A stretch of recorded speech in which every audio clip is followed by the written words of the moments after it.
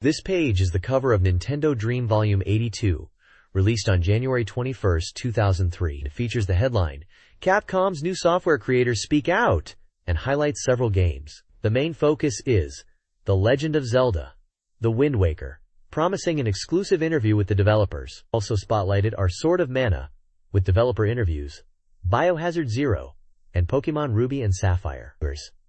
There's also a mention of Dragon Quest Monsters, Caravan Heart. The cover includes artwork of Link, Tetra, and other characters from Wind Wakers, as well as a promotional item, a Nintendo Games Desk calendar for 2003. This page is an advertisement for the GameCube game One Piece Treasure Battle. It's a team-based battle-action game where up to 4 players can compete to collect treasure and reach the goal. The ad showcases different character teams like Zoro and Ace, Usopp and Chopper, Luffy and Vivi, and Nami and Sanji. It highlights features like teamwork, special moves, and graphics that resemble the anime. A smaller advertisement for the game Shaman King Soul Fight is at the bottom. The next page is a full-page advertisement for the GameCube game Kinnikuman 2, New Generation vs. Legendary Choujin.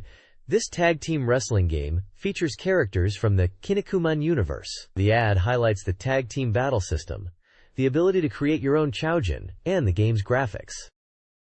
The next page is an advertisement for the Nintendo GameCube Wavebird wireless controller. The ad highlights the freedom from cords, the wireless capabilities, up to approximately 6 meters of range, 100 hours of continuous use with alkaline batteries, and 16 channels to avoid interference during multiplayer.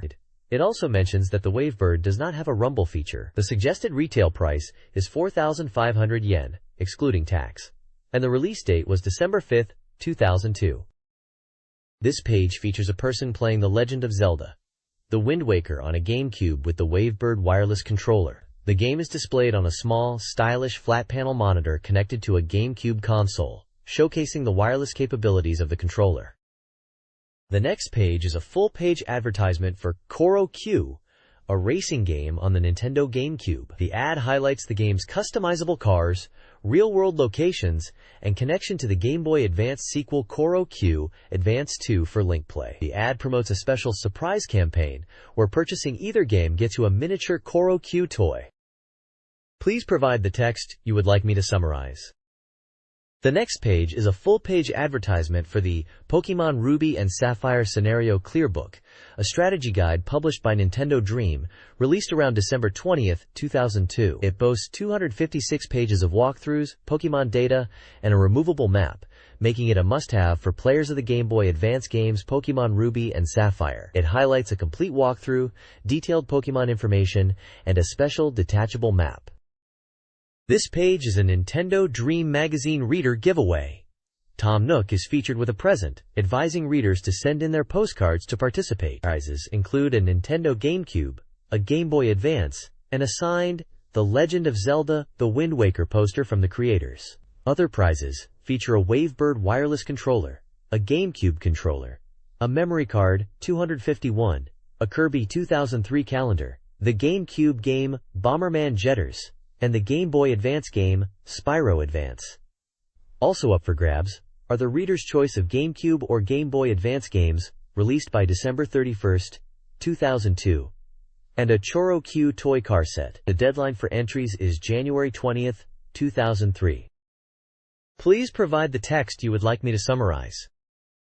This page showcases the Nintendo Hyper Ranking from a Japanese gaming magazine focusing on GameCube, GC, and Game Boy Advance, GBA, game sales, and anticipated new releases. The top-selling games chart is dominated by Pokemon Ruby and Sapphire at number 1 and 2, with Mario Party 4 in third. Other notable titles include Biohazard Zero, Kirby, Nightmare in Dreamland, and several One Piece games. Harry Potter and the Chamber of Secrets is also featured. The anticipated new releases chart is led by Star Fox, followed by Metroid Prime and The Legend of Zelda, 4 Swords. Other titles are Final Fantasy Crystal Chronicles and Mario Tennis GC. The page also includes a section discussing GameCube color preferences among readers, with violet being the most popular, followed by silver. Readers expressed a desire for green and gold consoles. The next page is an issue of Nintendo Dream Magazine, Monthly News Turbo, and it covers the top 10 Nintendo-related news stories of 2002, according to the magazine's editorial team. The number one story is the changing of the guard from Yamauchi to Iwata as Nintendo's president. The piece includes comments from Iwata regarding third-party support and his views on the future of the game industry. Coming in second place is that both Mario and Zelda had new game releases in the same year, with a new Mario and Zelda game being released on the GameCube. The third place story is about Nintendo actively pursuing collaborations, highlighting Sega's F-Zero and Namco's Star Fox. The page lists previous collaborations, including Mario Golf 64, Mario Tennis 64, Mario Party, Star Fox Adventures, and Metroid Prime. The next page features a monthly news update from Nintendo Turbo. The fourth top story is that Capcom is fully backing the GameCube. They released 2 Biohazard, Resident Evil, titles in 2002, and plan to release 5 new titles in 2003. Fifth, Square is returning to Nintendo hardware after about 6 years with Chocobo Land for the GBA, and Final Fantasy Tactics Advance is also on the way, as well as Final Fantasy Crystal Chronicles. Sixth, Nintendo Gamefront has been established. This is a permanent showroom in Tokyo. Seventh, a Smash Bros. Concert was held with a live orchestra, performing music from Super Smash Bros. DX. Eighth, Nintendo Dream Magazine is now published twice a month. Ninth, Nintendo is selling off its shares of Rare, the developers of Star Fox Adventures and Donkey Kong. 10th, Mobile GB is ending its service. There's also a section about Shigeru Miyamoto, celebrating his 50th birthday and 25th anniversary at Nintendo. Finally, there's a product spotlight on Shield Boy Advance from Takara, a case for the GBA that protects it from water and impacts. There's also some Nintendo-themed merchandise, including playing cards and plushies based on the Starfy character. This page covers various news and events related to Nintendo. First up, From Software delivered a Rune 2 cake to the Nintendo Dream editorial team, featuring the character Liz. Next, Nintendo is working with NHKBS Digital Broadcasting to create television cards using the GBA, allowing users to create custom greeting cards. Then, there's a campaign by Tomy, where purchasing the GC game Zoids Versus could win you a special DVD. Also, Spyro visited the Nintendo Dream editorial team and delivered gifts for the readers of the magazine. Also, a fan event for Spyro was held in Roppongi, gathering 1,000 fans. Finally, there's a sales campaign for Momotaro Dentetsu 11 in Shibuya, with idol group Momomusume promoting the game. The page also includes a segment on the anime Hoshi no Kirby, Kirby of the Stars, highlighting a new episode and a Kirby quiz show. The next page features Mario Club recommended software. First, Mr. Driller Drill Land for the GameCube is described as an action game. The review highlights the game's comical and cute characters and the variety of gameplay offered by its 5 different attractions, also mentioning the added value of card and item purchases and connectivity with the GBA versions. Secondly, GQ Powerful Pro Baseball 9 Decisive Edition, also for GameCube. The main difference from the previous installment is the updated player data reflecting the end of the 2002 season and updated scenarios. Also on the page, Nintendo is distributing its Winter 2002 Nintendo book at game stores nationwide, with lots of information on GameCube and GBA titles. The cover features Ichiro Suzuki. A GBA software event for Dejiko Communication is announced, with special data available at participating stores nationwide. Creatures Inc., the developers of Chocoto Arian, are recruiting 3D character designers via their website for a new GameCube title, with the possibility of a game featuring many characters. This page is an interview with the development team of The Legend of Zelda, The Wind Waker, celebrating its release. The headline reads, "The development team was also surprised. A huge game." The interviewer notes the positive reception of the game and asks about the team's feelings on completing it. Eiji Aonuma mentions that the team was able to play the game in its entirety before release, unlike with Majora's Mask. He felt it became a larger game than initially expected. When asked about the playtime required to clear the game, Aonuma estimates around 10 times the size of the previous game, noting the many islands to explore. He states that, while the main story may not take too long, completing everything could take a considerable amount of time. Mitsuhiro Takano, who was in charge of script and event planning, says that the message volume became quite large, including additions from the GB Advanced Tingle system. He also mentions that 2 people were in charge of message relationships, with 1 person dedicated to Tingle. The page includes portraits of the team members: Eiji Aonuma, director; Mitsuhiro Takano, script and event planning; Yoshiki Haruhana, design manager; and Satoru Takizawa, design manager. The list of their previous works includes games like Marvelous, Another Treasure Island, Star Fox 64, Ocarina of Time, and Majora's Mask. The Legend of Zelda.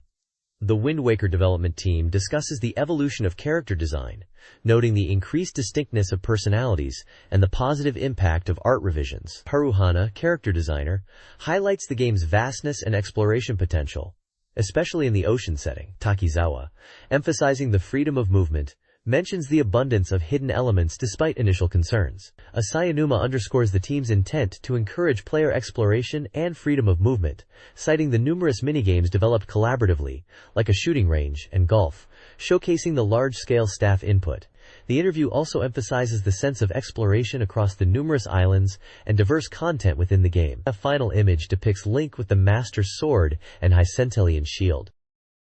The next page features an interview with the developers of The Legend of Zelda, The Wind Waker, focusing on the shift from realistic to cat-eyed Link. Aonuma shares that the realistic Zelda was not his original vision, and was announced in 2000, and the team consulted designers to determine the direction for the GameCube version and aimed for a distinctive art style that would stand out, moving away from the trend of hyper-detailed graphics. Haruhana discusses creating the Ganon battle scene, and how the team aimed to create a visual style that was distinct and memorable, steering clear of the realistic trend of other games. The team wanted the game to have a unique look that would be instantly recognizable. The interview concludes with the team emphasizing the importance of player engagement, expressing that they hoped the new Link design would spark conversation and draw players into the game's world. It also discusses how the direction of characters are created and how the design helps people to feel a connection with the artwork and character. This page features a continuation of the interview with the developers of The Legend of Zelda, The Wind Waker. Aonuma mentions that the Link design was decided early on, and Haruhana recalls redrawing it many times, sometimes even portraying Link as an adolescent. The team aimed to create a design that wasn't too detailed, and Aonuma mentions a presentation where the design was highly praised by the planners.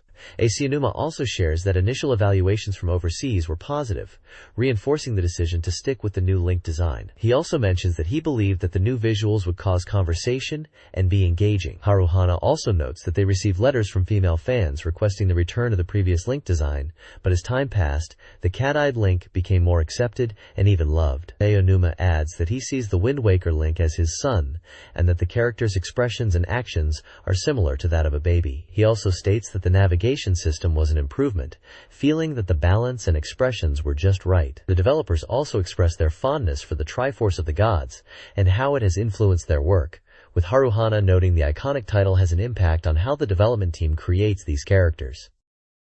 The next page continues the interview with Satoru Takizawa and Yoshiki Haruhana, developers of The Legend of Zelda, The Wind Waker. They discuss the relationship between Link and the Moblin, joking that they're like a married couple. Takizawa mentions that in the early stages of the game's graphic design, the characters of the townspeople and enemies evolved from the basic designs of Link and the Moblin. Haruhana also mentions that the Moblin character was initially designed with the idea of having him drop his weapon. When the programmer added the effect of the Moblin flying when he dropped his glasses, the team expanded on this idea, creating a mechanic where Link could pick up and use thrown objects. The developers note that the enemies in the game were designed to have a lot of personality. For example, Moblins in Hyrule Castle will fight over weapons, and even get in each other's way while trying to attack Link. Aonuma jokes that he wishes the game had a replay function, like a racing game. He also mentions that the enemy characters had acting direction applied to them, to make them more lively and expressive. Takizawa adds that he wanted to create enemy characters who felt like real actors, inspired by Hong Kong action movies. When asked about his favorite character in The Legend of Zelda, The Wind Waker, Takizawa answers that it's Moblin. He explains that he has the most affection for the character because of the long development process. This page features an interview with developers of The Legend of Zelda, The Wind Waker. The developers, including Akonuma, Takizawa, and Haruhana, discuss the game's art style and world design, aiming for something that wasn't strictly Western fantasy. They talk about the opening sequence, which was so moving that some staff members cried. The team tried to create an atmosphere that wasn't overtly European. Akari Inuma explains the game allows for connections with the Game Boy Advance. He talks about how players can connect the GBA and use items from the GameCube version on the Game Boy, or have the GBA prompt the player with quests. Haruhana talks about how it's enjoyable to control the characters and fight enemies. They encourage players to explore every corner of the world and use the cross stick to adjust the camera and find cool angles. Takizawa wants players to explore all areas of the game slowly before heading towards the ending. Aonuma mentions the character Link has a lot of expressions and talks about how bosses look like they're gritting their teeth. The next page showcases developer comments for The Legend of Zelda: The Wind Waker, highlighting 12 staff members with caricatures and quotes. Shigeru Miyamoto describes the game as fun and encourages players to experience the sword-fighting action. Director Eiji Aonuma evokes a world of adventure. Staff members like Takano discuss the characters and world design. Kimura invites players to enjoy the vast ocean and its changing weather. Moro highlights the dungeons, while Tominaga focuses on the swordplay. Suzuki discusses Tingle and his adventures. Haruhana talks about the feel of controlling Link. Takizawa mentions the items. Arimoto encourages players to enjoy the new Link, and Kageyama discusses the imposing boss characters. This page contains developer interviews from The Legend of Zelda: The Wind Waker, featuring 12 members of the development team. They discuss character design, emphasizing fun enemies and emotional NPCs, map design, focusing on adventure and challenging puzzles, and screen and effect design. The page concludes with stained glass art of Link with the Master Sword. Developers from The Legend of Zelda: The Wind Waker share their insights. Effect design emphasizes the satisfying act of cutting, while music designers highlight various themes, including Miyamoto's mandolin in the title screen music, and recommend surround sound for combat. Demo designers encourage players to appreciate the detail and embark on another adventure, while artwork focused on capturing Zelda's atmosphere. Programming directors praise the game's cinematic quality and call it a must-buy. Player programming focuses on Link's actions and expressions, and system programmers discuss technical challenges, like visual compression and adapting from Ocarina of Time. Overall, developers emphasize the game's immersive experience and encourage players to explore its various elements. The next page features interviews with various developers from The Legend of Zelda: The Wind Waker, each sharing their contributions and thoughts on the game. Matsutani Kenji, the game system programmer, hopes players will enjoy the unique world of Zelda. Ogawa Masatoshi, the camera programmer, mentions the inclusion of 100 camera types and encourages players to experiment with the new free camera feature. Kuzuhara Takahiro, the enemy programmer, teases formidable enemies, while Noma Takashi, also an enemy programmer, discusses challenges creating enemies. Sakaguchi Atsushi, a 2D programmer, worked on messages and console elements, ensuring readability for all ages. Yoshida Shigeki, another 2D programmer, encourages players to explore every corner of the game. Sumiyoshi Nobuhiro, an NPC programmer, emphasizes the importance of listening to the characters in the world. Nishiwaki Atsushi, an NPC programmer for town children, hopes players enjoy interacting with them. Takeshita Yoshitaka, an NPC programmer for shops and pirates, highlights the unique shopkeepers. Sakakibara Masao, an object programmer, describes the game's rich expressions and encourages players to enjoy the dreamlike world. Finally, Sakai Hiroharu, an object programmer for items, hopes players will notice the attention to detail in item behaviors and effects. Additionally, the page highlights Takaya Imamura, who created the developer caricatures, noting his experience as a caricature artist on TV Champion. His work on the caricatures of the developers here took only 2 days. The page also includes a link to his website. This page is a feature on The Legend of Zelda: The Wind Waker, with the title translating to Special Serial Strategy, Volume 1. The page's design features Link in the foreground, ready for battle, with enemies in the background. A badge exclaims that the game is finally released. A warning indicates that the strategy guide reveals spoilers, advising players who wish to experience the game independently to proceed with caution. The covered area includes the opening sequence, God's Tower, and Hyrule Castle. It also details game information, specifying that The Legend of Zelda, The Wind Waker, is an action-adventure game for the Nintendo GameCube, published by Nintendo, and released on December 13th, with a price of 6,800 yen. It supports one-player and two-player cooperative play, requires 12 blocks on a memory card, and is compatible with the GCGBA cable. The next page is an introduction and index for The Legend of Zelda, The Wind Waker strategy guide. The headline encourages players to venture into the Great Sea with the wind. The text introduces the recently released game and shares excitement about adventuring with Link across the Great Sea. The author speaks about exploring the dungeons, solving puzzles, and mentions how this guide will lead players through the beginning of Link's adventure. It highlights key locations, from Outset Island to God's Tower and the ancient Hyrule Castle, and the action, events, and dungeon strategies. An index titled Contents has two sections, for those who want to revisit the basics, and for those who want to know the thorough strategy method. The basics section includes controlling Link, mastering items, exploring the world, and treasure information. The strategy section includes Outset Island to Pirate Ship, Forsaken Fortress, Windfall Island, Dragon Roost Island, Forest Haven, Fishman Island and Triangle Island, Tower of the Gods to Hyrule Castle, returning to that island, and floating islands on the sea. Screenshots from the game are shown with Wind Waker Link, as well as character artwork of Link, Medli, Tetra, Errol, Grandma, and King Daphnes.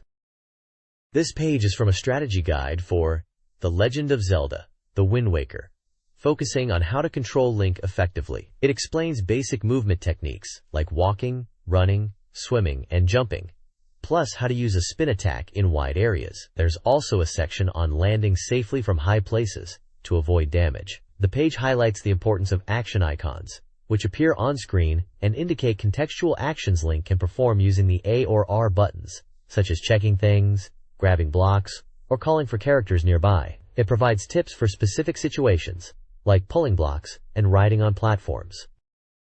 The next page continues the strategy guide for The Legend of Zelda, The Wind Waker, focusing on combat techniques. It stresses the importance of avoiding damage while effectively attacking enemies. The guide recommends using the edge roll trigger to focus on enemies, making it easier to maintain distance and block attacks with the edge trigger. The guide details various attack moves with button combinations, including a spin attack, horizontal and vertical slashes, a jumping slash, and a thrust attack. It explains how to perform special attacks when the A button icon flashes, allowing Link to execute powerful moves. It mentions that this special attack technique is taught by Tetra in Outset Island. Screenshots illustrate different combat scenarios, like evading enemies, performing backflips, and executing special attacks. The page also provides tips on utilizing the environment, such as rope actions, hanging from ledges, and jumping off Baba Buds in the Forbidden Woods. This page is a strategy guide for The Legend of Zelda, The Wind Waker, specifically focusing on how to effectively use different items. It emphasizes using items strategically based on the situation to achieve unexpected results. The guide covers several items. The Wind Waker. Obtained from the King of Red Lions, it's crucial for sailing. It also allows you to control day and night. Deku Leaf blows wind to propel Link, knock back enemies and activate distant mechanisms. Grappling Hook allows you to grab enemies and steal items, reposition yourself, and manipulate objects. Boomerang targets up to 5 enemies or items simultaneously, stunning enemies temporarily. Bombs, thrown or placed, used for destroying obstacles and attacking enemies, usable on the King of Red Lions. Hero's Bow, found late in the game, allows you to target enemies and activate mechanisms. This page provides further insights into The Legend of Zelda, The Wind Waker, focusing on item usage and exploration tips. The page details the contents and uses of 3 types of bags. The bait bag, which holds items to interact with creatures. The delivery bag, used for carrying items to be delivered via post. And the Emono bag, which contains items to trade for medicine. It also provides tips for exploring the world.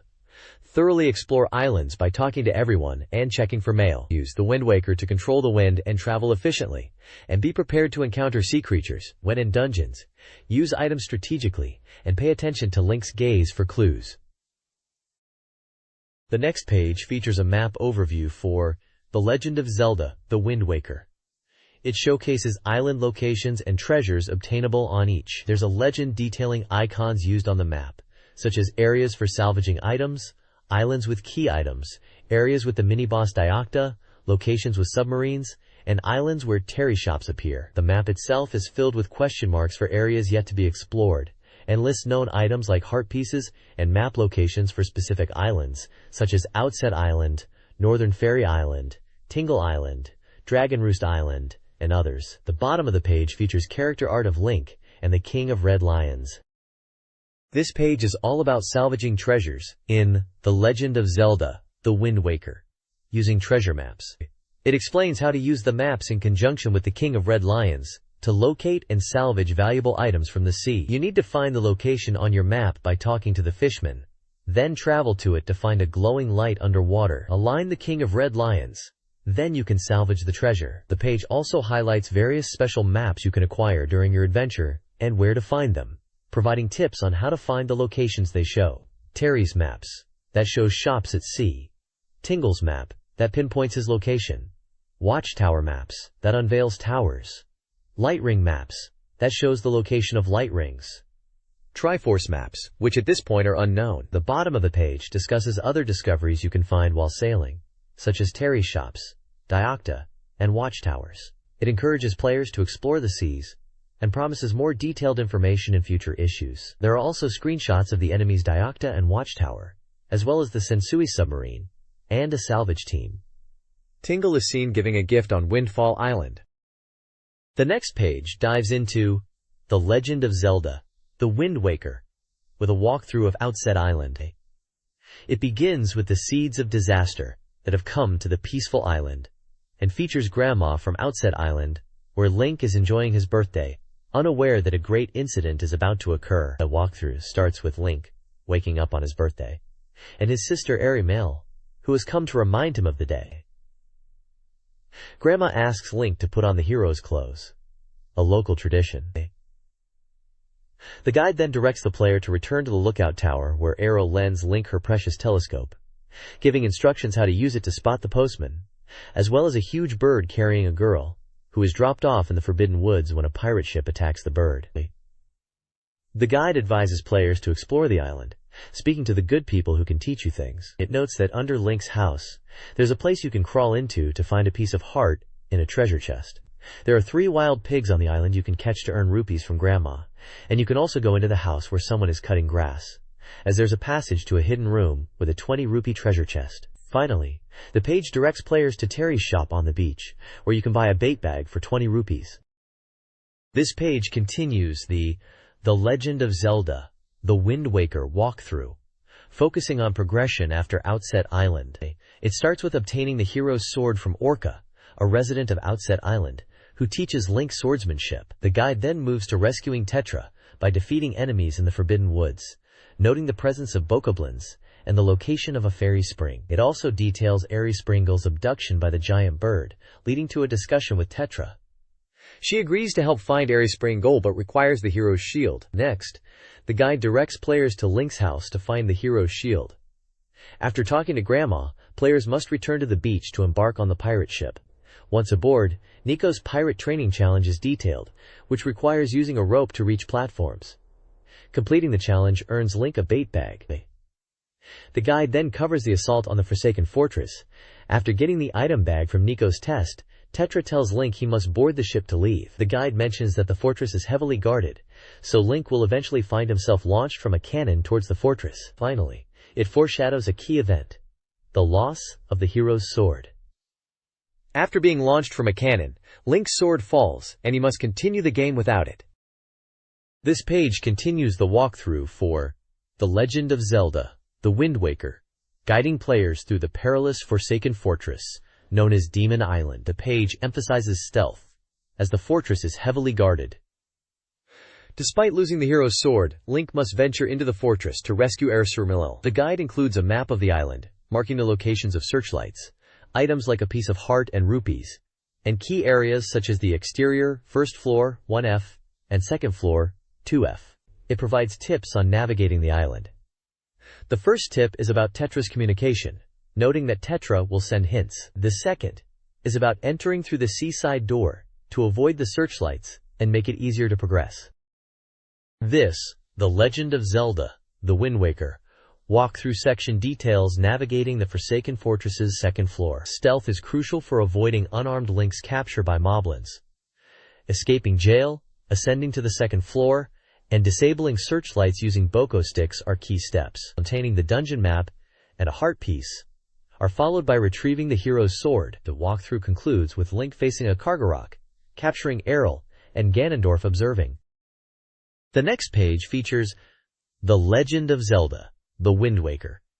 It introduces Outset Island as a lively port town where people and goods gather. It is larger and more active than Prologue Island, and where Link awakens after being kidnapped by Helmarok King and meets King Red Lion. The page includes a map of Outset Island, showing locations like the Windmill Observation Deck, Minigame House, the Picture Seller's Hall, Cafe, Item Shop, Auction Site, Choo Choo Jelly Shop, the school, and the jail. The text also describes how attacking the pig on Outset Island will make it mad, and when it attacks Link, it will do damage, but if you run in the sea, the pig will follow, and then calm down. This page continues the walkthrough for The Legend of Zelda, The Wind Waker, on Outset Island. It advises Link to find the sale for his boat, which can be bought at the island's shop. There's also an auction site, where a wealthy man lives on the second floor, whose daughter has been captured by Cyclops. You can also visit the bomb shop, run by a very rude shopkeeper. There's also a Choo Choo Jelly Shop, where you can make potions, though you'll need an empty bottle first. The page also introduces Hint Kids, located near the beach, who will give you hints for 2 rupees. There's also the cafe and minigame house, where you can win treasure maps and heart containers. The minigame involves using bombs to sink ships of different sizes within 24 bombs. This walkthrough page for The Legend of Zelda, The Wind Waker details side quests on Windfall Island. It covers activating the wind turbine, visiting Ms. Marie's happiness classroom, and encountering the killer bees. Players learn how to free Tingle from prison, requiring a specific sequence of steps in a maze, which rewards the Tingle tuner and map. Getting the pictograph box involves navigating a maze within the prison. The guide then directs players to the main quest of reaching Dragon Roost Island, located east of Windfall Island, after obtaining a boat sail. Finally, it provides tips on catching characters like Tot and a killer bee, and earning 50 rupees from Ms. Marie. The next page dives into cooperative play in The Legend of Zelda, The Wind Waker, using the Tingle tuner. This feature, received from Tingle in the previous quest, requires a Game Boy Advance, a Nintendo GameCube, and a GBA cable to connect them. The page explains how to call Tingle into the game and utilize his support. By connecting the GBA, a green cursor appears around Link on the TV screen, controlled via the GBA. The GBA displays unique information, such as enemy names and simple strategies, enhancing exploration. It also provides fun, quirky dialogue from Tingle himself. The article details how Tingle can assist Link with items like bombs, medication, and more, costing rupees to use. Available items include a seagull feather pen for marking maps, Tingle bombs for remote explosions, Tingle hover for brief levitation, Tingle shield for temporary invincibility, and the unpredictable Kurinpa. Tingle is useful in dungeons and on the sea, but not inside houses or caves. Using Tingle drains the Gligba's battery, so it's best to turn it off when not needed. This page shows how Tingle adds a unique layer to the game and helps the player explore. The next page is a strategy route information page for The Legend of Zelda, The Wind Waker, focusing on the Dragon Roost Island segment of the game. The page provides a step-by-step guide for navigating the island and resolving the issues with Valoo, the dragon, who is in some sort of distress. The guide starts with obtaining the Wind Waker from King Red Lions, which involves learning specific baton melodies. Then it details using bomb flowers to clear the path by blowing up rocks, continuing on to reuniting with Postman Audley, and delivering a letter to Komali. After this, the player needs to go back to the top of the mountain and help Medley. There is also a section on working part-time at the postman house, sorting letters, to get a heart piece. The last objective is to restore a spring using the water from a jar, and bomb flowers to make new platforms for the player to progress. The page also includes screenshots and a map to help players navigate the area. The next page is a map and walkthrough for the Dragon Roost Cavern Dungeon in The Legend of Zelda, The Wind Waker. The page shows the maps for floors 1F, 2F, 3F, and 4F, with key locations marked. The map indicates where to find treasure maps 11 and 39, as well as the happiness pendant. There are notes on how to acquire treasure map 11, stating you must get the grappling hook and return to room number 1 after going into the pot in front of the boss chamber, and use the grappling hook at that location. It also tells us where to obtain treasure map 39 by using a Bokoblin's weapon to light a torch, which reveals a chest. The bottom of the page has strategy route information, with instructions on how to light the torches by moving the non-green statues to secure a passage. In the back room are 2 Bokoblins. Defeat them and take their Boko stick. The walkthrough states you must use it to light the 2 unlit torches to make a treasure chest appear, and you can then use the small key to open the door and go to the next room. This page details the strategy route for the Dragon Roost Cavern in The Legend of Zelda, The Wind Waker. It goes over how to make footings on magma, suggesting players throw pots of water onto it to solidify it and create temporary platforms. The guide also advises players to utilize enemy weapons, especially after defeating Bokoblins. There's a note on being cautious around magma, especially near long ladders, where magma erupts, suggesting you should watch for openings and ascend quickly. Also, the guide suggests burning barricades with Boko sticks and torches, and investigating birds' nests for keys after defeating Kargaroks. The article mentions that there are large pots that can be used to warp to different locations within the dungeon. The strategy goes on to tell you how to find and defeat Bokoblins, how to use magma to reach higher floors, and how to destroy rocks to proceed. It also outlines rescuing Medlins, and using the grappling hook, and cutting ropes to drop bridges. The next page provides a strategy guide for the Dragon Roost Cavern dungeon in The Legend of Zelda, The Wind Waker. It covers mechanics such as using the grappling hook, rotating mechanisms, defeating enemies, and solving puzzles. One section discusses using the grappling hook to open a door. The guide explains how to defeat enemies to access the boss key, and how to navigate through the dungeon by revisiting previous areas. It gives advice on dealing with magtails, including how to stun them and use them to activate switches. The page also explains how to defeat the boss, Goma. It advises using the grappling hook to drop the ceiling onto Goma. After cracking its shell, it instructs to target its eye with the grappling hook, and then attack with your sword. Finally, the guide mentions using the Wind Waker to learn the Wind's Requiem song at a stone monument outside the dungeon. This song is important for controlling the wind direction. There's also a brief introduction to fishmen, who provide information and assistance in the game. The next page details a strategy guide for the Forbidden Woods area in The Legend of Zelda, The Wind Waker. It advises players on how to navigate the forest haven, including using the Deku Leaf to reach the Forbidden Woods. The guide provides tips on defeating Boko Babas, suggesting to target their heads and then slash their stems. It also explains how to deflect Octorok attacks using the shield. Navigation advice is given, warning the player that falling into the river will reset their position. Furthermore, the strategy guide includes a walkthrough on how to use the plants to travel and how to find the Deku Leaf. A map overview is presented, marking the Forest Haven location as F6. It describes how to use air currents with the Deku Leaf to reach the Forbidden Woods, instructing the player to change the wind direction to northwest using the Wind Waker. The guide also cautions about consuming too much magic power and how to avoid enemies while flying with the Deku Leaf. This page presents a dungeon map for the Forbidden Woods from The Legend of Zelda, The Wind Waker. The map details the layout of multiple floors, labeled 1F through B1F, along with key locations marked by letters. The map provides guidance on obtaining items such as the red and yellow rupees, the happiness pendant, and treasure map 15. Text boxes offer tips on how to acquire these items, such as using the Deku Leaf to fly between platforms, or defeating specific enemies to reveal treasure chests. The guide also explains how to navigate certain areas, like dropping a flower to create a shaft connecting multiple floors, and it highlights locations of interest, including the boss room. The next page offers a strategy guide for The Legend of Zelda, The Wind Waker, specifically focusing on the Forbidden Woods dungeon. It starts with getting the dungeon map, then moving to the second floor with a Baba Bud, followed by instructions on defeating plants using the Bokobaba seeds. The guide details how to use the Deku Leaf to operate lifts and defeat enemies, including specific instructions for blowing away Peahats and defeating the boss, Garmos. There are tips for defeating plants by throwing Deku seeds, using the hookshot to reach new areas, and navigating areas with rising thorns. The guide also suggests using the Deku Leaf to blow away the Deku seed to progress. The next page continues the strategy guide for The Legend of Zelda, The Wind Waker, still within the Forbidden Woods dungeon.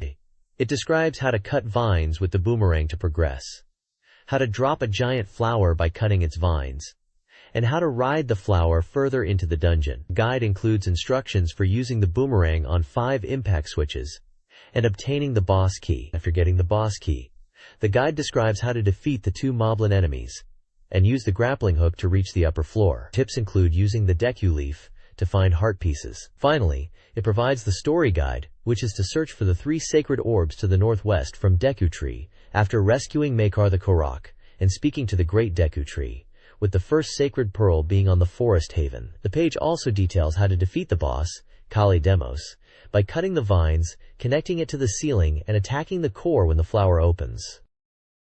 This page provides a walkthrough for the Fishman Island and Triangle Island segments in The Legend of Zelda, The Wind Waker. It details the search for the final pearl, the Nehru Pearl, noting ominous clouds gathering above Fishman Island. The guide outlines key steps, including visiting the dilapidated Fishman Island. It also mentions encountering a Rito, looking for pirates at Outset Island, and also tells you to find a treasure chest in a cliff cave, and obtaining the Terry map, plus visiting your home island of Prolo Island, plus also the sword training with Orca. Specific instructions include seeking out the pirates on Outset Island for clues, finding a treasure chest containing a heart piece in a cave on Fishman Island, and getting the Terry map after obtaining bombs. The guide also mentions sword training with Orca, tasking the player with hitting him a certain number of times to earn rewards, including rupees and a heart piece. The next page gives a walkthrough for The Legend of Zelda, The Wind Waker quest. It starts by describing how to cheer up Grandma by finding fairies, which are located after bombing a rock in the mountains. After catching the fairies and returning home, Grandma will give Link a special soup that restores his health and magic and doubles his attack power. It also notes that if you have empty bottles, you can get her to make more soup for you. Then, the page guides the player through the process of reading Hycealian text found in a cave. It mentions encountering Jabber, and that understanding the Hycealian text unlocks the full conversation. Finally, it explains that after collecting all 3 pearls, you need to take them to their respective Triangle Islands. Following that, the guide says that placing the pearls on the statues will cause a beam of light to shoot into the sky, creating a Triforce pattern and causing a tower to rise from the ocean, where you will then enter with the King of Red Lions. The page also gives hints for using the cannon. Jabber is hiding behind a colored wall at the south side of Prolo Island. You must destroy the wall using cannon fire to enter the cave. If you run out of bombs, the island has grass you can cut to replenish them. Additionally, when sailing between 2 flags, rupees will appear. The next page continues the Legend of Zelda, The Wind Waker walkthrough, specifically for the Tower of the Gods dungeon. The page provides a dungeon map of the Tower of the Gods, highlighting areas and strategies. It emphasizes that the tower is a trial by the gods to test the courage of those who enter. Only those who overcome these trials will be recognized as heroes and granted the power to defeat evil. The map covers the 1st, 2nd, 3rd, and 4th floors, indicating key locations like treasure chests containing maps and pendants of fortune. It also includes instructions for puzzles involving lighting torches, defeating enemies like Darknuts, and using the hero's bow to activate mechanisms. This page details the strategy for navigating the Tower of the Gods in The Legend of Zelda, The Wind Waker. It includes instructions on how to use bombs to break walls, using the cannon to break other walls, and defeating enemies like red bubbles, which can be extinguished with the Deku leaf. It explains how to move statues onto switches to open gates, and how to transport a pillar outside the room. There are notes on the location of boxes, and defeating the choo-choos by stunning them with the boomerang. The page also contains information on how to avoid traps involving moving eyes and laser beams. This Zelda walkthrough details navigating the Tower of the Gods dungeon. Players learn to manipulate statues using the puppet song to move them over obstacles, onto switches, and onto a scale to open a gate. A Darknut enemy is defeated using the boomerang and sword, awarding the hero's bow. The bow is then used to activate a lift and obtain a key. Statues are used as weights on a scale, and Deku leaves enable platforming to activate final switches. The next page provides a walkthrough for the events that follow the Tower of the Gods dungeon in The Legend of Zelda, The Wind Waker. It begins by instructing the player to return to a previous room and use 3 statues as weights on a scale to proceed. Next, it warns about laser traps, advising players to stay near the center of the room to avoid triggering them. The walkthrough also details the attack ranges of different laser types and strategies for defeating them. The guide then covers how to move blocks to reveal a hidden staircase, find and obtain the Master Sword in a room, and defeat all the enemies which appear in the room upon obtaining it. It also shows how to return to the King of Red Lions. Finally, it details the boss battle against Godon, explaining his weaknesses and attack patterns. It advises using the bow to target his hands and face, and throwing bombs into his mouth. After defeating Godon, the player returns to the King of Red Lions and sets sail for the Forsaken Fortress, where Errol is being held. This guide details post-outset island activities in The Legend of Zelda: The Wind Waker. Players can obtain the Hurricane Spin attack by gifting Night Crests to Orca. A Tingle Tuner allows day/night switching with specific songs. Becoming Lenzo's apprentice involves taking photos on Windfall Island. A Skull Necklace minigame unlocks a pig raising game. Treasure Chart 24 is found by adjusting the wind and visiting the pictograph box gallery. Fireflies unlock color photos. Treasure charts are obtained by displaying specific pictographs to NPCs. Finally, the Night Auction, accessed through Zunari, offers items like heart pieces, treasure charts, and a joy pendant. Please provide the text you would like me to summarize. This page in The Legend of Zelda: The Wind Waker guides players through exploring various islands. Footprint Isle, B5, has a hidden treasure chest containing a piece of heart. Iron Island, E2, requires bomb usage, and the Wind's Requiem to access a chest with Triforce Chart 1. Northern Fairy Island, A3, and Southern Fairy Island, F4, each contain a Great Fairy who increases rupee and bomb carrying capacity respectively. Tingle Island, E5, features a vacation home with a puzzle minigame and a pool, while your name becomes the island's name. Finally, Bomb Island, E6, uses the Skull Hammer and Magtail to reveal a treasure chest containing a piece of heart. The next page delves into more of the islands in The Legend of Zelda: The Wind Waker. It highlights islands that you can visit, but might not be able to fully explore or solve their puzzles initially. It features One Eye Reef, D3, which resembles a 1 from a dice, and Five Eye Reef, F2, shaped like a 5 from a dice, suggesting there might be other dice-numbered islands. Shark Island, F3, which is said to resemble a shark when viewed on the sea chart.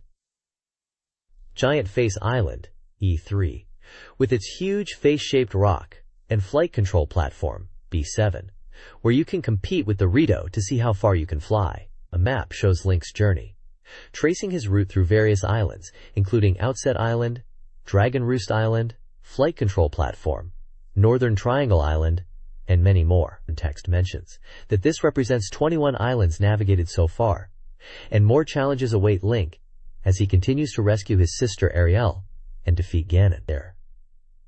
There are also a few screenshots of gameplay.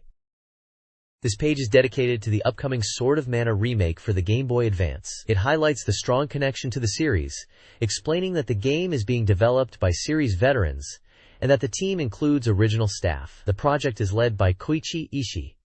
The page emphasizes that Sword of Mana is a remake of the original Game Boy game, not just a sequel. It includes an interview with Koichi Ishii of Square, showcasing the full remake and initial screenshots. A brief table shows the title as Shinyaku Seiken Densetsu, New Testament, Sword Legend, the publisher as Square, and the release date as summer 2003. It also states that the price is still undetermined. A small screenshot of gameplay is shown, and brief information is given about the Digba's capabilities. The next page features artwork for Sword of Mana, showing the hero and a goddess-like figure in the sky. This imagery reinforces the game's strong connection to the Seiken Densetsu series. This page features an interview with Koichi Ishii, producer and general director at Square, discussing Sword of Mana for the Game Boy Advance. Ishii expresses that he wanted to gather the original Seiken Densetsu Mana series staff, which includes veterans like Ito Kenji, and that he had been wanting to create a new Seiken Densetsu title with the team for a while. He highlights that the team came together with special feelings, and that the discussions during development were passionate, with no compromises. Ishii clarifies that while the game is based on the original Game Boy version, it's not a simple remake, with all aspects being remade, including the battle system, characters, and maps. He emphasizes the importance of presenting something new, suggesting it's not enough to simply rehash old content. He also mentions the inclusion of elements that allow players to customize and enjoy the game in their own way. The page also lists staff members. Production/producer/character design. Koichi Kameoka. Director. Takeo Ojiro. Art Director. Yukiharu Tsuda. Scenario. Yoshimi Ikuta. Main Programmer. Tomoki Anazawa. Music. Kenji Ito. A small section labeled What's Brownie Brown introduces Brownie Brown, the development company founded in June 2000 by members who worked on the Seiken Densetsu series. Their representative work is the communication RPG Magical Vacation. A screenshot from the game accompanies this. The next page showcases Secret of Mana, Seiken Densetsu 2, and its unique action RPG world. The page features the hero, a 17-year-old gladiator from Grons, constantly battling monsters in arenas, while haunted by nightmares he's had since he was 12. The story centers around the life source known as mana, and the goddess who created the world. Now asleep as a tree, with the world constantly fighting for its power, two young people become embroiled in this conflict. The game promises an immersive world with warm colors, top-down exploration, and hit-and-run battles. It also boasts a robust RPG system, with character development, and familiar Final Fantasy monsters. A small screenshot shows the main character standing on a cliff, overlooking a mountainous landscape. The text mentions that dungeon mechanics and maps are new, mascot characters are in the game, and graphics have been redrawn. The hero is seen in the arena, fighting as a gladiator. The next page is an interview with the creators of the Seiken Densetsu series, focusing on the theme of Setsunasa, bittersweetness, which was considered taboo at the time. The creators discuss the origins of the series, starting with Final Fantasy Gaiden, Mystic Quest, and how it evolved into its own entity separate from Final Fantasy. They wanted to create an action RPG experience with a strong command selection system, where characters visibly animated when HP was low. The aim was to reflect the character's feelings during gameplay. They strived for rich animation and graphics. Manuals at the time were vague about the world settings, so they focused on conveying it through the game itself. The Seiken Densetsu series has a strong story and leaves a lasting impression. The developers aim to create a game that resonates with players even as they grow older, hoping to capture the feeling of bittersweetness they wanted. The page includes screenshots from various Seiken Densetsu games like Final Fantasy Adventure, Secret of Mana, Trials of Mana, and Legend of Mana. The page emphasizes the importance of the atmosphere and art style. Staff wanted to appeal to a younger audience, unlike Final Fantasy. The team also wanted the monsters to be iconic mascots, like the Rabbites and Chocobos. The article concludes with the thought that Seiken Densetsu was ahead of its time in terms of concept, especially with the land make system.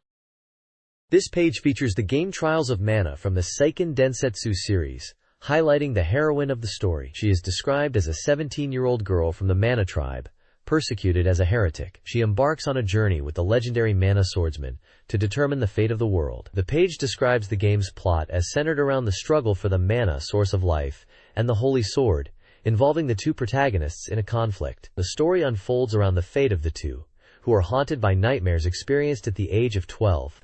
The text points out that resolving the various incidents and problems that befall the hero and heroine is key to ending the world's conflict. Screenshots show in-game dialogue and exploration, including a scene where a character asks if the heroine's parents are from the Grand's public kingdom, along with scenes inside a mansion and a dungeon, also noting the battles in dungeons and the possibility of using the bow. It mentions the game having a night and day concept and showcases the recurring merchant from the series, and also shows exploring dark rooms with coffins. Koichi Ishii, discussing Trials of Mana, describes the Chocobo's origins as a doodle inspired by a chick. He views Chocobos as partners, not just mounts, drawing parallels to the care he gave a pet cat. The game's world is a peaceful, Japanese-style fantasy, reflecting real-life observations. Development is progressing smoothly toward a summer 2003 release, focusing on balancing, bug fixes, and character customization. The monsters are unique Mana characters. A Saba Tenkun image from Legend of Mana is featured for the Game Boy Advance version.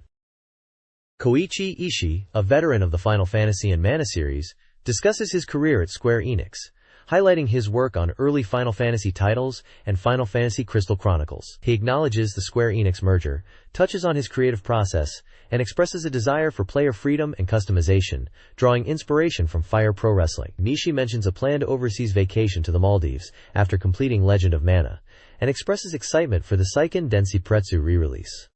He emphasizes the importance of maintaining a challenging creative environment and promises new, exciting content for fans. He shares anecdotes about the pressure of creating new titles, particularly after Saga Frontier and Seiken Dense Kensu 3, and thanks fans for their continued support. The next page dives into Final Fantasy Crystal Chronicles, focusing on the hero's journey of collecting the Mirror's drops and returning them to the village. The Crystal Cage, described as a sacred vessel for storing Mirror's drops, is highlighted as being protected from the miasma. The world is described as being enveloped in miasma, where people can only survive by being protected by crystals. The article explains that in order to keep the crystals pure, the Mirror's drops must be obtained annually. This journey is undertaken by the Crystal Caravans. The text details how the Mirror's drops are not easily obtained, requiring adventurers to explore caves and climb mountains. The bottom of the page shows images of visiting a Mirror tree to receive its water. It states that the world of Final Fantasy Crystal Chronicles is plagued by miasma, and only the Mirror's drops can purify the crystals protecting villages. The images show a crystal caravan placing a crystal cage in front of the tree, and the cage emitting a glow. The sidebar on the right describes the Mirror tree as having branches that appear to envelop itself. There is also a screenshot of a caravan standing in front of the tree. The page ends with Nintendo GameCube game information including the title, developer, release date, genre, and number of players. This page focuses on Final Fantasy Crystal Chronicles, discussing gameplay elements such as carrying the crystal cage while adventuring. The cage protects players from miasma, allowing them to explore the world but must be placed when battling. The OK command is used to position the cage. The page shows screenshots of gameplay, including characters moving with the cage and engaging in combat, highlighting the need to strategically place the cage during battles. It also shows how the crystal cage protects the area around it. This page provides a deeper look at the battle system in Final Fantasy Crystal Chronicles, emphasizing that it is command-based but with active elements. It features screenshots of battles against regular enemies and a boss named Giant Crab. It also highlights the fight button and how its level gauge affects timing. The page explains how magic is linked to attacks, with magic stones obtained by defeating enemies, each having different attributes. These stones can be equipped to a GBA for use as a controller in multiplayer. Screenshots show the use of fire, blizzard, and thunder spells, explaining their effects and how they can be combined for greater damage. For example, casting fire magic near oil slicks to create a sea of flames. The next page reveals the characteristics of the 4 playable races in Final Fantasy Crystal Chronicles. It includes male and female characters from each race, officially revealed for the first time. These races are the Clavat, known for their peaceful nature and leadership potential; the Lilti, a warrior race with a proud history; the Selkie, agile and physically adept, often becoming thieves; and the Yuke, mysterious magic users from Shella.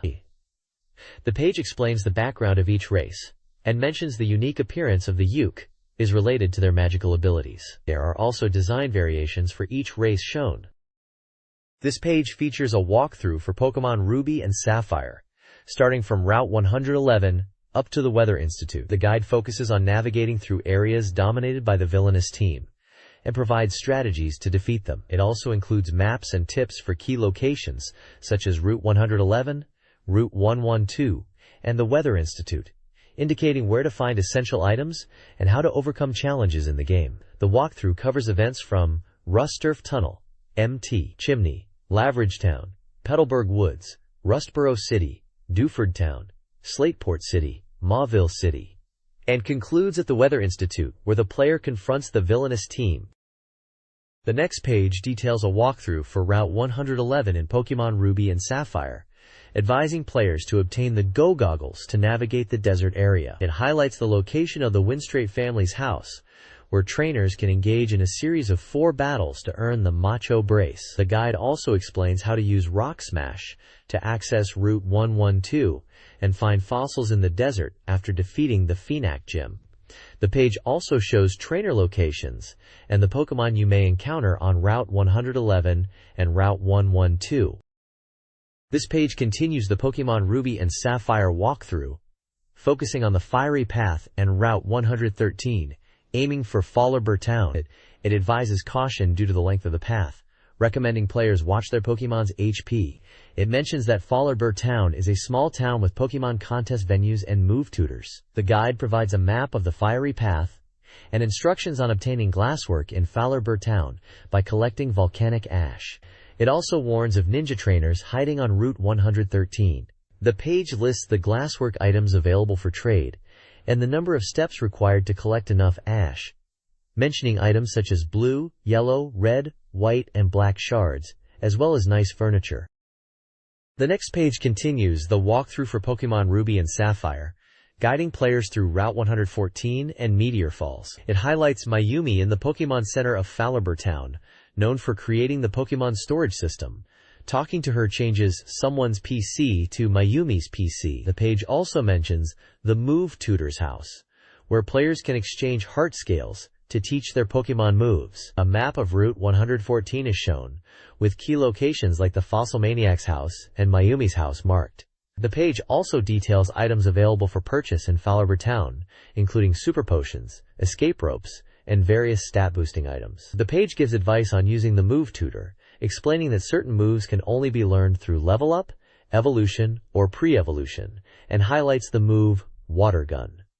Trainer battles, like those against Picnicker Satsuki and Campers, are mentioned, and the page notes that Zangoose appears in Ruby, while Sea Viper appears in Sapphire. Finally, the guide moves on to Meteor Falls, recommending players to stock up on recovery items before tackling it, and explains that meeting Mayumi in Fallarbor Town will allow the player to receive makeover goods from the Fossil Maniac's house.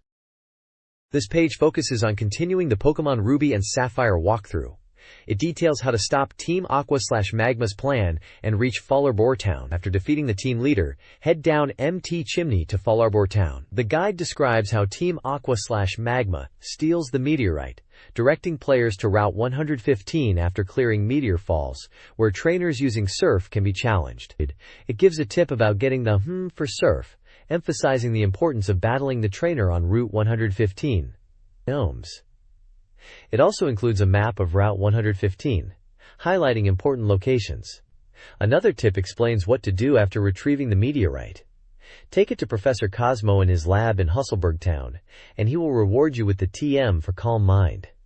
It also mentions that Ruby will encounter Team Aqua, while Sapphire will encounter Team Magma at this location. The next page continues the guide for Pokemon Ruby and Sapphire, focusing on MT Chimney and the route to Fallarbor Town. It mentions dealing with Team Aqua/Magma and using the cable car to reach the summit. The page also talks about defeating the Team Aqua/Magma leader to unlock the path through the Fiery Path. The guide includes maps for both Fiery Path and MT Chimney, pinpointing trainers and items.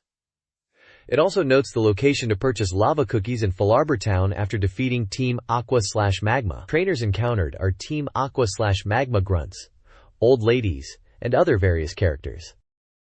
This page covers how to get the 4th badge in Pokemon Ruby and Sapphire and battle your dad. It features tips on using herbal medicine, obtaining Wynot's egg, and the charcoal item. The guide includes a map of the Laveridge Gym with advice on challenging gym leader Flannery, who specializes in fire-type Pokemon, suggesting the use of water or ground types. The page lists the Pokemon Flannery uses, including Magma, Magcargo, and Torkoal. The page also mentions the items available at the Pokemart in Laveridge Town, and recommends items such as Super Balls, Potions, and Burn Heal. This page details how to progress in Pokemon Ruby and Sapphire. After defeating Flannery at the Laveridge Gym, it explains how to obtain the Go-Go Goggles, allowing access to Route 111's desert, where fossils can be found. It shows how to get 04 strength by using Rock Smash to clear rocks in the Granite Cave. Next up is Challenging Norman in Petalburg City. The page includes a guide to the Petalburg Gym, noting that normal Trainy-type Pokemon are the gym's specialty and recommending fighting Trainy-type Pokemon. Gym leader Norman uses Pokemon like Slaking and Linoone. The page also guides you on how to obtain MO3 Surfs from Wally's father by visiting his house next to the gym after beating Norman. The page advises teaching it to a water-type Pokemon. Finally, the article touches upon the importance of having 4 badges or more to unlock new items at the Pokemart in Mulville City, such as Super Balls and Good Potions. The next page focuses on navigating Route 118 and 119 to reach the Weather Institute in Pokemon Ruby and Sapphire. After obtaining the Balance Badge and, O3 Surf in Dewford Town, teach Surf to a Water-type Pokemon and head east from Mauville City. The page advises traveling on Route 118, surfing east of Mauville, and then progressing on Route 119. It highlights that the Weather Institute is located further up Route 119, and notes that the nefarious team Aqua/Magma, who caused trouble in Rustboro City, will be the cause of problems once again. The page includes a map showing Route 119's layout and marks locations with items such as a protein and a leaf stone. It also gives instructions on how to obtain the good rod in the center of Route 118 by talking to the fisherman. The page lists the trainers found on the routes, including Aroma Lady Yayo, Fisherman Isao, Guitarist Terry, Interviewer Mari and Dai, Bugcatcher Osamu, Pokemon Ranger Manami, and others. The new Pokemon appearing in this area are Carvanha in Ruby and Sapphire. The next page continues with the Route 119 and the Weather Institute from Pokemon Ruby and Sapphire. It advises to head upwards on Route 119 towards the Weather Institute and notes that it often rains in the area. The page explains the Go-Go Goggles item, which will allow travel through the sandy slopes of the area. It also shows how to use an acrobike for crossing bridges. Once at the Weather Institute, players will find that it has been occupied by Team Aqua/Magma, and the player must fight to liberate the Weather Institute from Team Aqua/Magma. After defeating them, the player will receive a cast form from the director. It also includes maps of the first and second floors of the Weather Institute, highlighting the trainers found on each floor. The page provides a guide on how cast form changes its form depending on the weather during battle. Also how to change the weather to maximize its attacks. In normal weather, it's normal type. In sunny weather, it changes to fire type. During rain, it becomes water type. And when there's a hailstorm, it's ice type. The page includes screenshots showing weather-based attacks and details on how weather is changed and moves that cast form learns. It also showcases cast form's moves, such as Weather Ball. This page provides a walkthrough for exploring previously inaccessible areas in Pokemon Ruby and Sapphire using the Surf ability. It focuses on navigating Route 106, Route 108, and Route 109, and unlocking the New Mauville area. It details how to obtain the key to New Mauville from Watson in Mauville City, requiring the player to cut off the power to New Mauville. The guide explains how to navigate New Mauville, flipping switches to open gates, and ultimately turning off the power. After that, return to Watson to receive TM24 Thunderbolt. The page also warns that some item balls in New Mauville are actually Voltorb in disguise. It includes a map of the first basement floor, highlighting locations with items, and the location of the switch to turn off the power. The next page showcases Nintendo Dream Magazine's Volume 82 collection of beautiful stickers, featuring characters and imagery from The Legend of Zelda, The Wind Waker. These stickers, intended for decorating items like wine bottles, include stained glass style artwork of Link and other characters, plus smaller stickers of characters from Wind Waker, such as the Koroks and Tetra. There are also memory card stickers with The Legend of Zelda artwork and GameCube title stickers for games like Disney Sports, American Football, Disney Sports, Basketball, Sonic Mega Collection, Chikyu Powerful Pro Baseball 9 Kitaban, Chorokyu, Bakuten Shoot Beyblade 2002, Bomberman Jetters Mr. Driller Drill Land, and Eternal Arcadia Legend. This page is a sheet of character stickers from The Legend of Zelda, The Wind Waker, including stained glass style art of Link and other characters. There are also smaller stickers of characters from Wind Wakers, such as the Koroks and Tetra. Additionally, there are memory card stickers with The Legend of Zelda artwork, and GameCube title stickers for various games including Disney Sports, American Football, Disney Sports, Basketball, Sonic Mega Collection, Chikyu Powerful Pro Baseball 9 Ketaiban, Chorokyu, Bakuten Shoot Beyblade 2002, Bomberman Jetters Mr. Driller Drill Land, and Eternal Arcadia Legend. This page features a special report focusing on new Game Boy Advance titles. First up is Dragon Quest Monsters, Caravan Heart, where Kiefer from Dragon Warrior V2 is the main character. The reviewer mentions that while Dragon Quest V2 is available on the PS2, this GBA title offers unique appeal. Next, Metroid Fusion is highlighted, with the reviewer stating that although it is overshadowed by the GameCube version, it contains a must-see story unique to the GBA, featuring an evil Samus who is stronger than Samus herself. The page also previews Eternal Arcadia Legend, an RPG that is expected to be a more full-fledged RPG than other releases on the GameCube. It mentions a system refresher and original elements players should check out. Finally, Biohazard Zero, Resident Evil Zero, gets an attack guide. The guide focuses on strategy for getting through the water key acquisition and entering the research facility, with a queue and a section for players to learn all the features of the game. The text on the right side mentions, "An evil Samus hunts, the great age of air navigation begins, and the stage is set in the research lab." This page is a feature on Dragon Quest Monsters Caravan Heart for the Game Boy Advance. It highlights how joining up with companions scales up the adventure, noting that you can now adventure with new companions, up to 12 in total, in what is called a caravan, drawn by horse-drawn carriages. These caravans can travel to inns, churches, and shops. This installment focuses on Kiefer, the Prince of Astard from Dragon Warrior V2 during his childhood. The page emphasizes the variety of recruitable companions, noting over 20 different classes such as warriors, thieves, and mages. These companions vary in both gender and age. There are various screenshots showing in-game text, with text from NPCs, and the image displays a map and the caravan traveling the world. The next page delves into monster enhancement in Dragon Quest Monsters Caravan Heart, introducing a transformation system as an alternative to traditional monster fusion. The caravan can be seen protecting the caravan. This involves infusing a monster with the heart of another to strengthen it.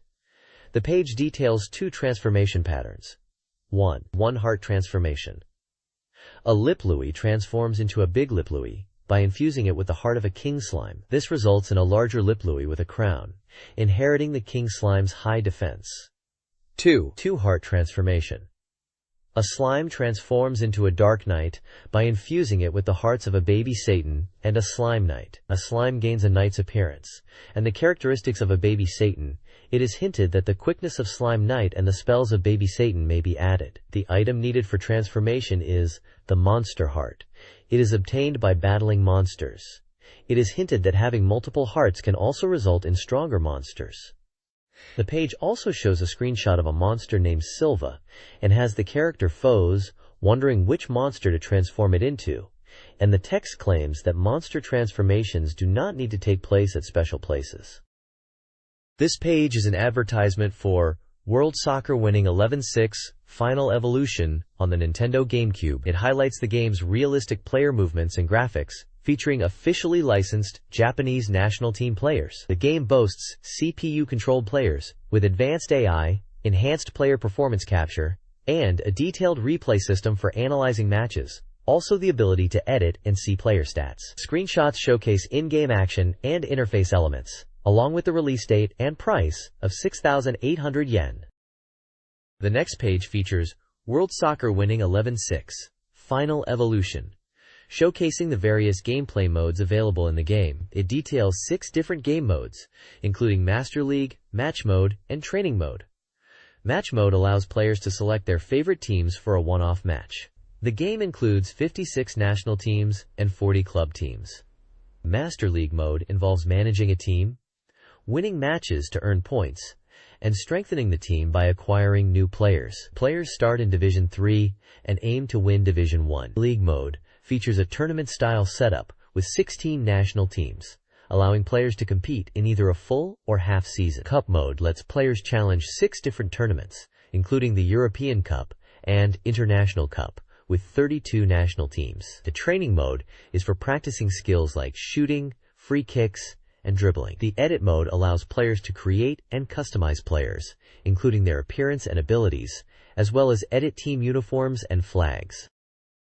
This page is dedicated to Tales of the World, Summoner's Lineage for the Game Boy Advance, highlighting its simulation RPG gameplay within the Tales of Phantasia world 400 years later. The game features Frayne Lester, a descendant of Tales of Phantasia's Cleese Alvain, who studies summoning magic. During his adventure, Frayne encounters the homunculus Macaron and explores the world with a summoning ring.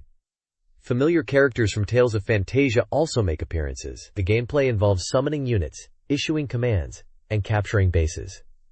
Units can be leveled up, class changed, and strengthened. Humanotype units, such as fighters, are used to occupy strategic points and gain the advantage in battle, aiming to fulfill the victory conditions set for each stage. Screenshots show the battle system, character interactions, and the world map, including locations like Euclid Town. The page also introduces Macaron, a fairy-like android. The next page is a preview of Onimusha Tactics for the Game Boy Advance, a strategy RPG set in the world of the Onimusha series. It highlights the game's world, which is based on the PlayStation 2 game, featuring elements like absorbing enemy souls to enhance equipment. The game revolves around a young warrior named Onimaru, a descendant of the Oni clan, who leads his forces against the Genma army, led by Oda Nobunaga. Screenshots show the game's tactical battles, unit management, and item synthesis system using Genma stones. The page explains the turn-based combat system, special abilities, and equipment enhancement using enemy souls. It also highlights special attacks used by Onimaru, such as Raigekizan and Agave's Fujinranbu. This page is dedicated to Metroid Prime. It urges players to use the functions of the Power Suit to explore the planet. It introduces the Power Suit, which is said to have been given to Samus by the Chozo, and its various functions like the arm cannon, visor system, and other features that allow her to fight. The story section talks about the space pirates who are experimenting with life forms on planet Talon. Ivy and Samus must uncover the truth. There is a lot of information about the functions of the Power Suit and how to fully utilize them to solve puzzles. The page poses the question, does Samus return to her Morph Ball state? Metroid Prime is being advertised for the Nintendo GameCube, and it contains information about Metroid and the series' history. The game was released in February 2003 for 6,800 yen and is a shooting adventure game for one player. It provides a brief overview of the Metroid series, starting with the original Metroid on FC Disc. It also mentions Metroid 2 for Game Boy, Super Metroid for Super Famicom, and Metroid Fusion for Game Boy Advance. The next page is about the visor system in Metroid Prime. It highlights how the system is a first for the series, offering a 3D perspective. The visor system allows players to gather information, solve puzzles, and learn about enemies. The page covers the combat visor, used for normal exploration and combat, and details how to lock onto targets to collect information with the scan visor, revealing enemy weaknesses and messages from the Chozo. It also introduces the thermal visor, which identifies enemy locations by their heat signatures, and the X-ray visor, capable of seeing through walls to find hidden pathways and invisible enemies. Additionally, the page touches on Metroid 2 for the Game Boy, tasking players with defeating the Queen Metroid. Super Metroid for the Super Famicom is mentioned as well, focusing on Samus's mission to retrieve the baby Metroid from the space pirates, who intend to use it as a bioweapon. The next page continues the Metroid Prime coverage, focusing on Samus's arm cannon and its various beam upgrades. It starts with the arm cannon, describing it as standard equipment that can fire up to 9 shots per second. It then details the power beam, wave beam, ice beam, which freezes enemies, and plasma beam, which sets enemies on fire. The ice beam section mentions that it's effective against fast-moving enemies and can freeze even large foes solid, allowing you to easily defeat them. The plasma beam can melt ice and cause continuous damage to enemies. The wave beam's homing capabilities and the ability to stun enemies are highlighted, and the page shows how the wave beam is especially useful in dark areas. The text emphasizes adapting the beam type to the enemy for optimal results. The next page is an advertisement for Metroid Fusion on the Game Boy Advance. It highlights the story, where Samus loses many abilities and must raid a research facility after being attacked by the X-Parasite. The page describes the X-Parasite's ability to mimic other organisms and how Samus can absorb them after attacking. If left alone, the X will mimic other organisms, so you must retrieve them quickly. The page also introduces the Sax, another Samus created from the X-Parasite, a powerful enemy that Samus must avoid. The page describes how Samus can regain health by absorbing yellow X-Parasites, and recover missiles by absorbing green X-Parasites. The next page delves into Final Fantasy Tactics Advance for the Game Boy Advance, focusing on the job system and character customization. It highlights how players can customize their units with various abilities, categorized into 4 main types: action, reaction, support, and unidentified. The page explains how abilities are learned from equipment and how mastered abilities can be freely equipped. It showcases screenshots of characters learning and using abilities like Fire, Thunder, and Blizzard. The Action Ability section describes how players can set 2 abilities per unit, while Reaction Ability details counterattacks. Support Ability enhances attack and defense. There's also a mention of a mysterious ability, currently of unknown name and effect, similar to movement abilities in the PlayStation version of Final Fantasy Tactics. This page continues the preview of Final Fantasy Tactics Advance, explaining unit customization through jobs. The jobs a unit can take depend on their race. The Viera race, for example, can become summoners, while the Numao can become alchemists. Each race has strengths, influencing job selection. The page explains the job change system, where mastering abilities unlocks new jobs. Characters earn ability points and master abilities. The article shows the stats of a Viera unit named Dahlia, initially a bow user, then a white mage. Mastering abilities as a white mage unlocks the summoner job. The article introduces new jobs, like alchemist, gadgeteer, summoner, and gladiator. It explains that summoners, unique to the Viera, can summon powerful creatures, while the gladiator uses magic swords. The bottom section highlights the summoner's ability to summon beasts such as Ifrit, Shiva, and Ramu, detailing their area effect attacks. The page also features a new character, Dund Radu, the younger brother of the main character, Marsh. In the real world, Dund was sickly, but in the fantasy world of Ivalice, he is healthy and even reunites with Marche. This page introduces Eternal Arcadia Legend for the GameCube, a port of the Dreamcast title with updated graphics and systems. It's an RPG where you travel through a world of floating islands using airships. The story revolves around Vice, a young air pirate who adventures across the sky. He meets Fina, a mysterious girl pursued by the Valuan Empire, and they embark on a journey together. Vice is described as the game's main character, with a strong sense of curiosity. The world features black air pirates who indiscriminately plunder, and blue air pirates who only target military vessels. The Valuan Empire seeks to control the world by force. The air pirate system is a key aspect, allowing players to defeat wanted individuals for rewards, establish bases, discover ruins, and find creatures. New discoveries can be sold for information at the guild. There is also a system that allows for the changing of stats based on your choices. The page also introduces Garcian, a high-ranking Valuan Empire officer, and includes gameplay screenshots of battles and locations, such as ancient temples. This page details combat in Eternal Arcadia Legend, highlighting 2 battle types: Scramble Battle, where characters fight face-to-face, and Ship Battle/Bombardment, which involves ship-to-ship combat. In Scramble Battles, you use command inputs for attacks, special moves, and magic, the Pyre Arts. Ship battles are tactical, affected by ship positioning. The game has a Guts system, a shared party resource needed for special moves. This is increased each turn, or by selecting certain commands, and is essential in ship battles. The page also discusses Moonstones, which modify weapon attributes with 6 different colors, affecting damage based on enemy type. For example, green moonstones improve healing Pyre Arts. Screenshots show the different damage values based on the equipped moonstone.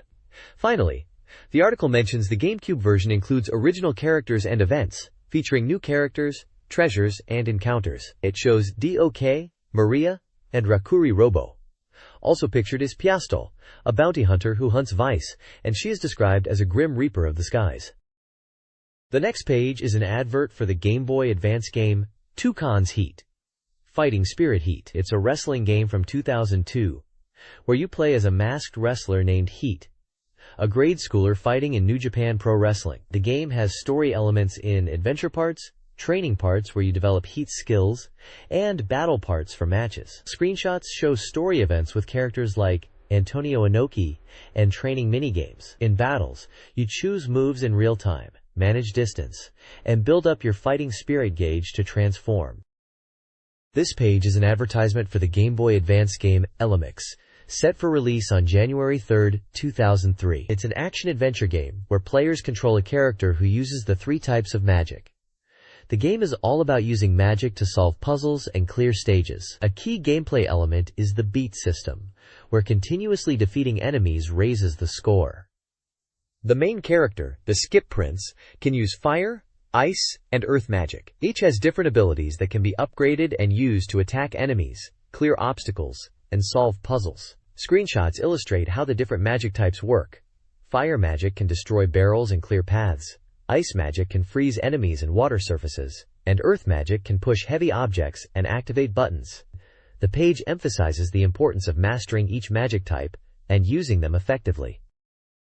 The next page features Spyro Advance, an action game for the Game Boy Advance. It highlights the dragon Spyro and his dragonfly companion, Sparks, as they embark on an adventure to save the fairies. The page details gameplay mechanics like Spyro's dash and glide abilities. It also introduces supporting characters like Hunter and Bianca. Screenshots show Spyro in action, Sparks protecting him, and fairies trapped in ice crystals. Top Gun, Ace of the Sky for the GameCube is featured, describing the flight combat simulation game and its realistic fighter planes. Finally, there's Tetris World for the GameCube, showcasing its new rules and features, including a story mode, versus mode, and guidance features for beginners. Screenshots display gameplay and the next Tetrimino function. This page showcases several Game Boy Advance and GameCube titles. First up is All Japan Young Soccer 2, Aim for the Top. For the GBA, a soccer team management simulation where you can create and edit your own soccer team. Next is Kiseko Gurumi, Chesty and the Stuffed Animals Magical Adventure, a dress-up adventure game for the GBA where you gather materials to create outfits for the main character and stuffed animals. The page also highlights The King of Fighters X2, Howling Blood, for the GBA, the latest installment in the fighting game series. It introduces new characters and gameplay elements.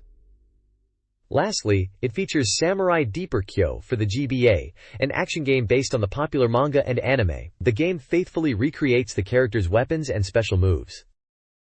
This page is an attack guide for Biohazard Zero, known as Resident Evil Zero in the West, for the Nintendo GameCube. It features Rebecca Chambers and Billy Cohen as they explore the Ecliptic Express. The guide claims to provide thorough strategies for tackling the game and offer tips for supporting new players, including methods for defeating the tough enemy, the Leech Man. It also lists game details such as the title, developer, Capcom, release date, November 21st, price, 7,800 yen, genre, survival horror, player count, 1, memory card requirements, and that it comes on 2 discs, requiring 59 memory blocks. This page is an attack guide for Biohazard Zero, known as Resident Evil Zero in the West, for the Nintendo GameCube, claiming to provide thorough strategies for players. It starts with a queue and a section for players who are stuck, with questions like how to find the second ring, advising players to search the jewel box. If players cannot acquire the hookshot, it is suggested to use partner zapping. For players that have collected the modisc, the guide suggests using it in the assembly area on the second floor, where 2 numbers will appear. Then use the microfilm image as a hint to press the corresponding switches. If players cannot find the white wing, it suggests entering the library and pushing the bookshelf. It also covers how to activate the emergency brake by adding up the numbers and matching the displayed number. Finally, it gives advice on how to save Rebecca by going from the boiler room to the basement.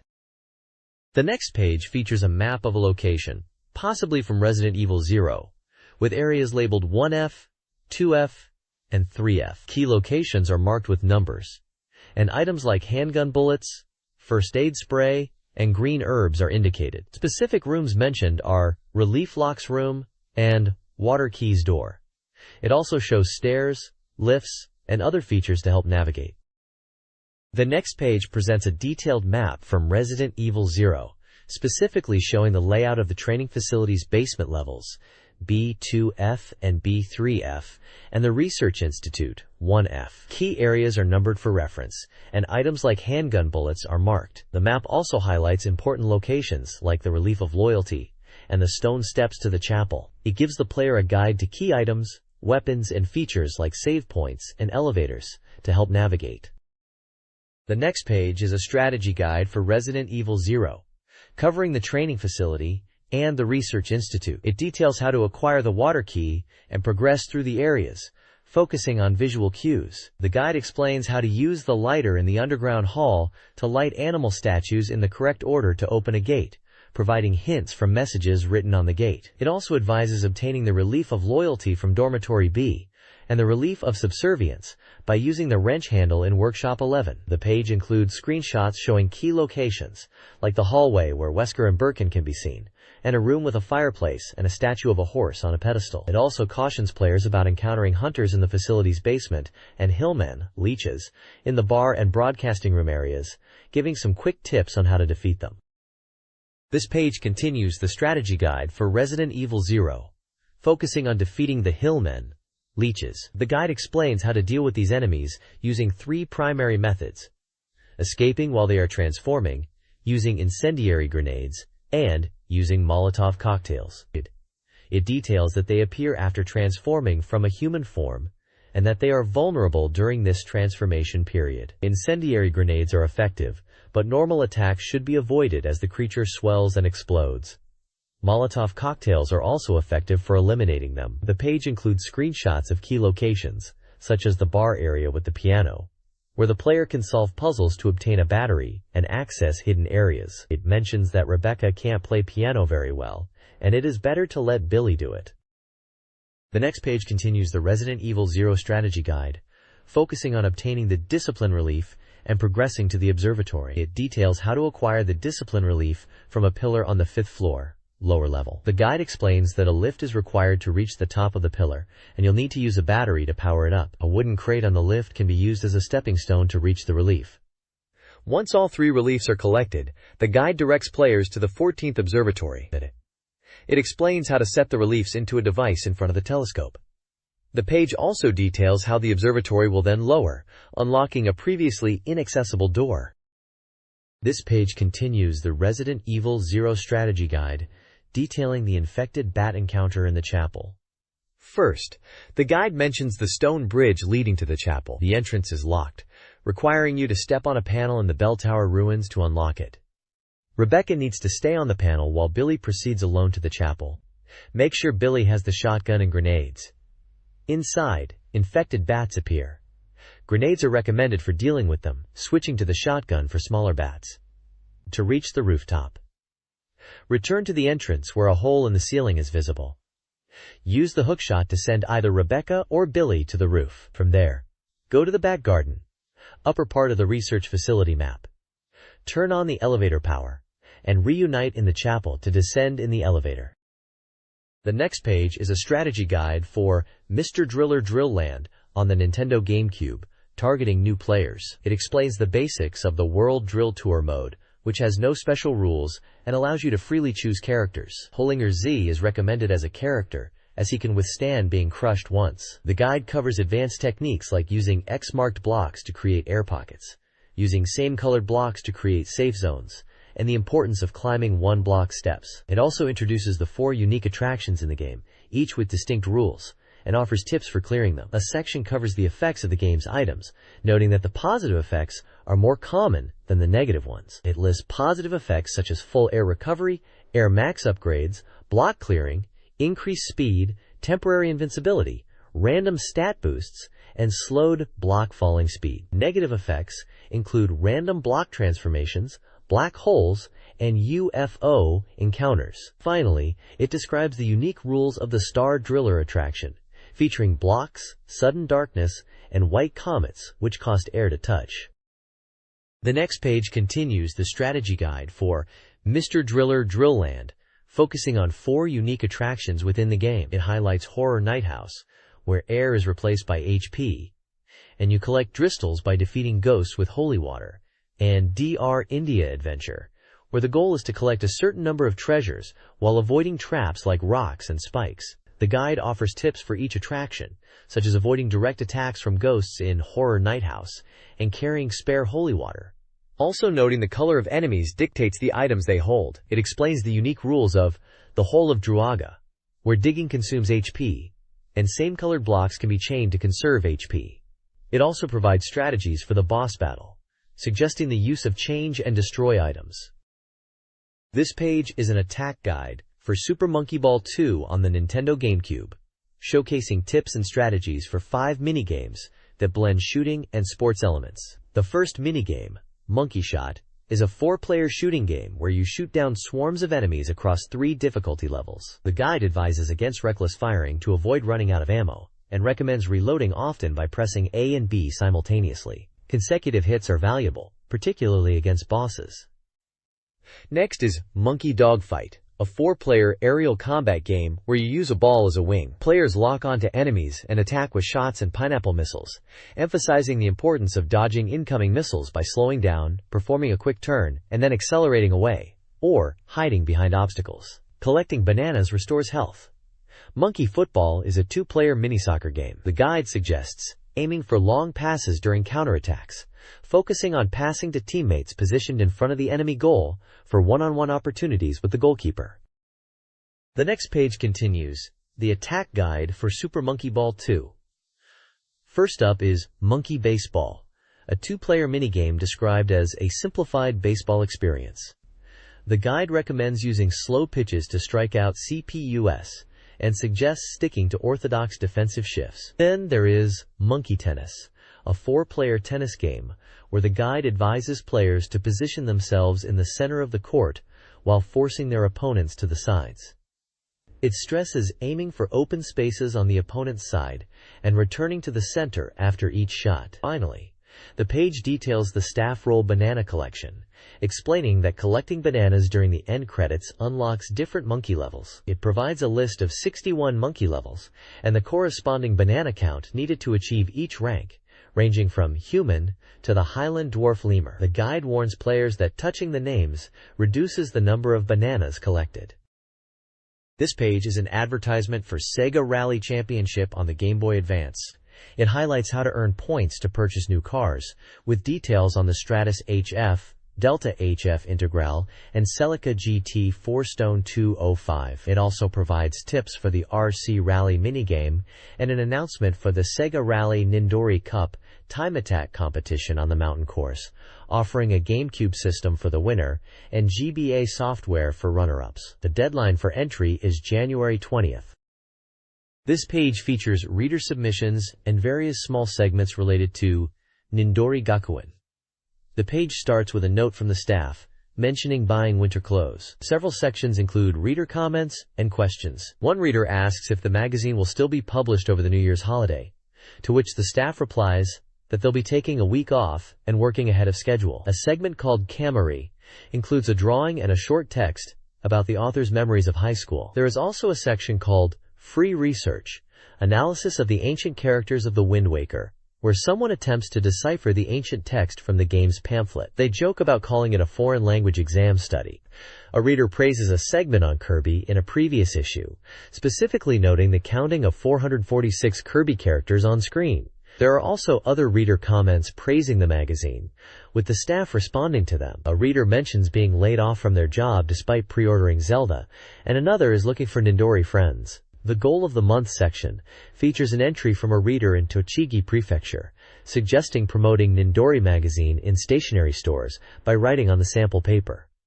There are also some small manga strips and illustrations with various Nindori characters and jokes. This page is another collection of reader submissions and short features. This week's regular features a character named Nintendo Defense Force Captain, who claims to be Miyamoto's bodyguard. His traits include being elusive, possibly having an association with Sao Hyun, and enjoying Miyamoto watching. Ah, the heartbreak, that's ridiculous bloopers, contains anecdotes. One person mistook a Falco illustration for a happy bluebird from the SFC game. Another thought, Ganondorf's name came from beef stroganoff. Ask Nindori answers a question about minor RPGs. A reader who likes the EVO Search for Eden series asks if there are any other fans of the game. Nindori recommends Golden Sun. A little concerned about lists several random topics. One person asks if anyone has heard of a person born on December 13th. Another mentions that in Super Smash Bros., the loser is forced to applaud, but they can't reach the head of a Jigglypuff. Our Village's Treasures highlights a reader submission of a Link-like outfit paired with an ocarina of time-like ocarina. There are also some doodles and drawings, as well as a notice regarding submitting treasures for the page. The next page features a variety of reader contributions and discussion prompts. In the School Parents Association section, parents share anecdotes, such as a 6-year-old being skilled at games and preferring Super Smash Bros. DX over the parent, a child mistaking a Pikachu for a machine, and a mother being called a Bakamon for suggesting buying a Pokemon game. One parent affectionately calls Link from The Wind Waker like a ninja boy Fujimaru. The argument rebuttal.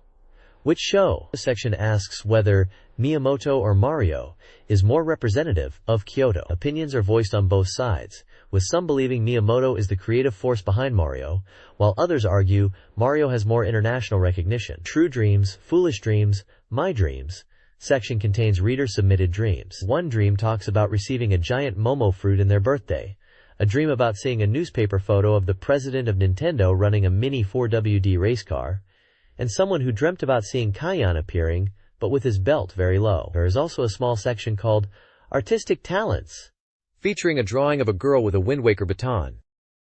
This page features more reader contributions and impressions. One contributor shares their thoughts on the anticipated release of Dragon Quest version 2i on PS2, expressing some disappointment with Enix's decision, but acknowledging the potential benefits for the game industry. They feel Nintendo bears some responsibility for not securing the title for the GameCube and highlight the challenges PS2 developers face. A Zelda, Majora's Mask fan, shares their love for the game, admitting they haven't completed it, but enjoyed playing it on release day. They describe attempting to emulate the character's actions, such as the Camaro dance. A small section showcases reader-submitted Senryu impressions, short poems about video games, Biohazard series, Approaching Zombie Monster, Final Exam plus Tutoring, Zelda, The Wind Waker.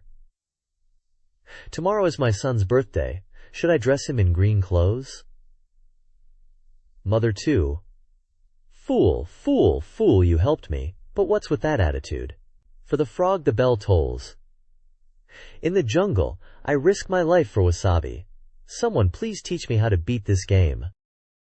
This article discusses remakes, beginning with a reader's analogy comparing game progression to cooking soup. A Saitama reader argues that remakes should be significant overhauls, not simple re-releases, and should be priced lower than new games. Other readers express varying opinions. One wants classic games on modern hardware, another is conflicted about a Yura Zelda revival, and a third emphasizes the importance of care and passion in remakes, using Kirby, Nightmare in Dreamland as a positive example. A game emergency section addresses a player stuck on a rune final boss due to save point limitations. The article concludes by soliciting reader input on removing the 4 Kids label from GameCube games and suggestions for remakes. Nindori Gakuen, Teachings of Death Sensei, Lesson 33 features a Q and a session on various gaming-related topics. Readers inquire about X-speed drives, GameCube PC connections, job anxieties, gaming's impact on brain health, GameCube lens cleaning, disk changes while powered on, and their star signs. Death Sensei provides humorous and informative responses, addressing concerns about career paths, gaming habits, and even company leadership, using playful language and anecdotes. Overall, the lesson emphasizes practical advice and lighthearted humor, focusing on the relatable anxieties and interests of gamers. This page introduces the Ancient Game Initiation Corner, focusing on older games to pass down to younger gamers. The featured game is GoldenEye 007 for the Nintendo 64, described as an unpopular FPS in Japan that still garnered a dedicated fanbase. The article highlights the game's mission-based structure, difficulty options, and the importance of mastering controls. It also draws parallels to Time Splitters 2, noting the parodies and gameplay similarities. Screenshots compare the two games, emphasizing their shared GE feel, including environments and weapons like the Magnum. The article also mentions a multiplayer mode. The piece encourages players to try out these classic titles, even suggesting Metroid Prime as a training ground. This page is titled GameSoft Fan Club from Nindori Gakuen, indicating it is submitted fan content. It states that this year-end and New Year will see the release of Zelda, seemingly referring to the Wind Waker. The page includes fan art and comments regarding the Legend of Zelda series and Pokemon. The Legend of Zelda section features fan art of Link, Zelda, and Sheik, with comments on the Wind Waker and other Zelda titles. One fan notes how they look forward to the release of the Wind Waker, while another fan notes that the Link is a cool design. The Pokemon section contains fan art of characters and Pokemon from Pokemon Ruby and Sapphire. The page mentions the difficulty of choosing a starter Pokemon, and a fan mentioning they like the new Pokemon shown. A fan mentions the joy of getting a Pokemon and checking its personality. This page continues the fan content for Nindori Gakuin's GameSoft fan club. It features fan contributions centered around various Nintendo game series like Fire Emblem, Animal Crossing, Star Fox, and more. The page opens with advice for Fire Emblem players, noting the importance of knowing the enemy and strategically positioning units. There is fan art of characters from Fire Emblem, the Binding Blade, a favorite unit and support combos, and even a half-naked hunk with a comment expressing love for the character deck. Next is the Animal Crossing section, which mentions the excitement for New Year's events in the game. There are comments and fan art related to in-game characters and music, including a desire for a To Take Music soundtrack release. A fan expresses a desire for a character, Apollo, to be humanized, and there is also some art against the humanization. There is also a section for Star Fox, mentioning the upcoming Star Fox adventure and the anticipation for Falco's appearance. Fan art and comments are provided, with speculation on how Falco will be introduced. There is a note about the ships reporting in. The page also features fan art and comments regarding game character cosplay, Fire Emblem characters, and thoughts on online features for Animal Crossing, such as what systems and functions players would like. This page features various fan submissions and discussions centered on several Nintendo game series. There is a Super Smash Bros. Section with fan art and comments, including a drawing of various characters, and talk about character design preferences. The Kirby of the Stars section includes fan art of Kirby. One fan recalls asking what copy ability they should do. The Mario Family section poses the question, which Mario series game is your favorite? Fan art depicts various Mario characters, including Mario, Luigi, and Princess Peach, with accompanying comments. A Mother section features art and comments about the Mother series, specifically Mother 2. A fan recalls a moment from Mother 2. There's a question about who remembers Tony, and some fan art of that character. A fan comments that only loneliness is lonely. The next page presents a collection of fan club activities and artwork dedicated to various Nintendo game series. The Golden Sun Club features fan art and comments, including a humorous exchange about guessing Picard's age and a drawing of various characters. One person says that the village of Beastmen is very Camelot-like. The Mana Sword Club section covers Seiken Densetsu 3. It includes fan art of the characters and a message of love for the game. There are comments from fans recalling their first experiences with the game and expressing excitement for the GBA remake. The group members say they especially like Seiken Densetsu 3. The Metroid Club highlights Metroid Prime on the GCN and GBA with fan art and comments. One fan appreciates the Birdman images.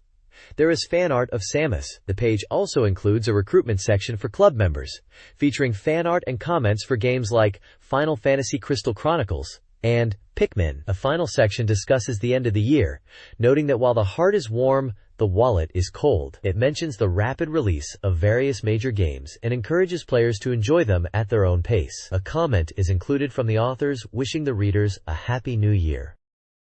Obuchi Yutaka's report analyzes the Square Enix merger's impact on the global market. The report notes differences in terminology like Wind Waker titles and RPG localization challenges in North America. Square's strategy, including ambitious advertising for Final Fantasy V2, aimed to boost RPG sales overseas using impressive graphics and music.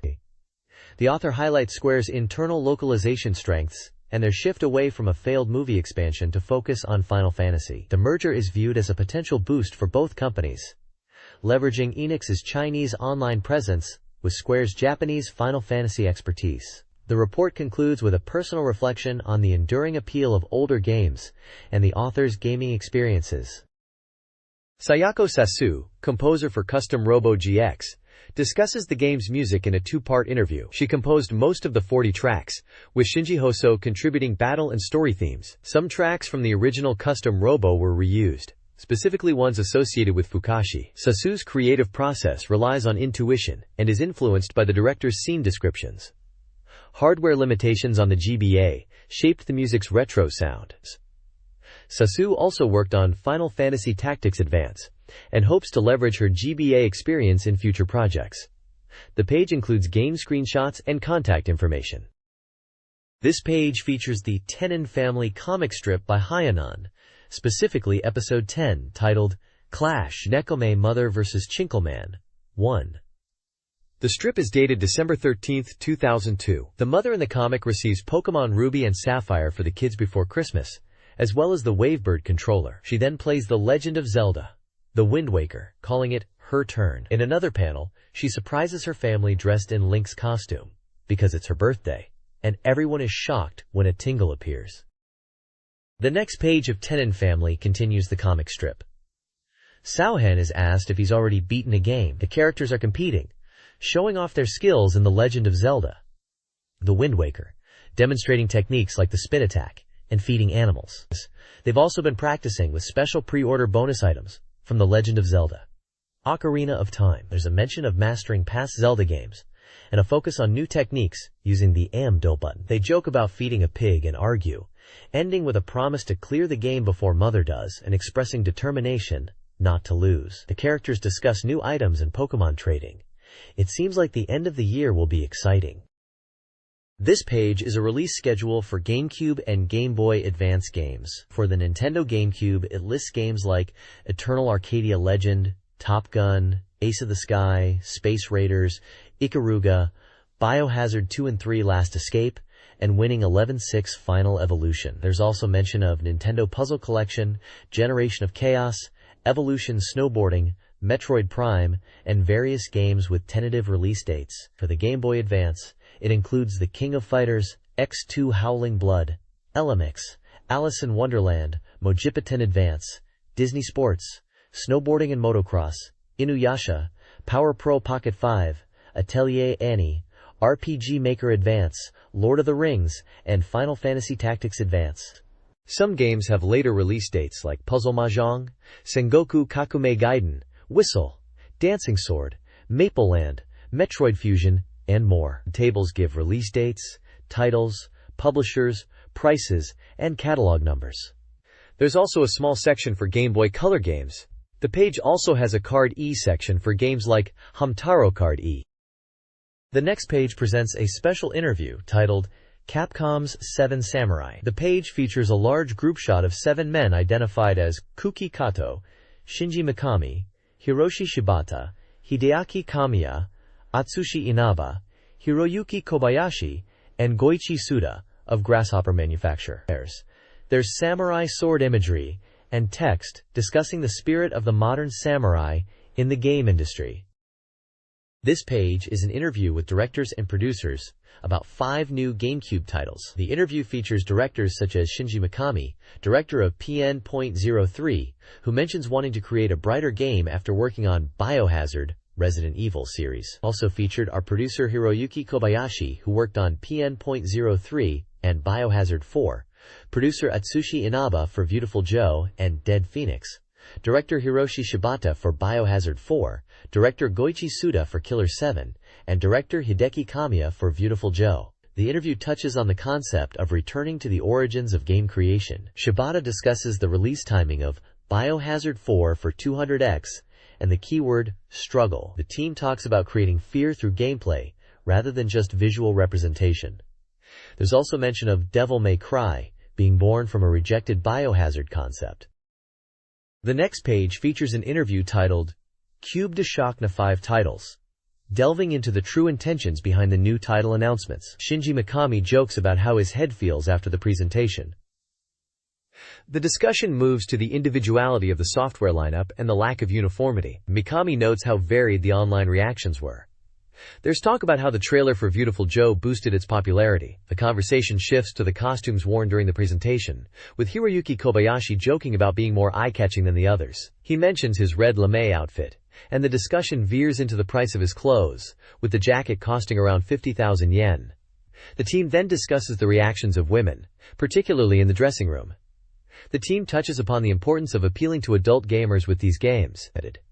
The point of the presentation was to establish the director, to allow the game designer to be more known for the quality of their work. The page also includes an image of Resident Evil 2 Leon, contrasting his appearance with his new look in Resident Evil 4. Hiroyuki Kobayashi mentions the release dates for Resident Evil 2 and Resident Evil 3. A photo shows Hiroyuki Kobayashi wearing his red lame suit.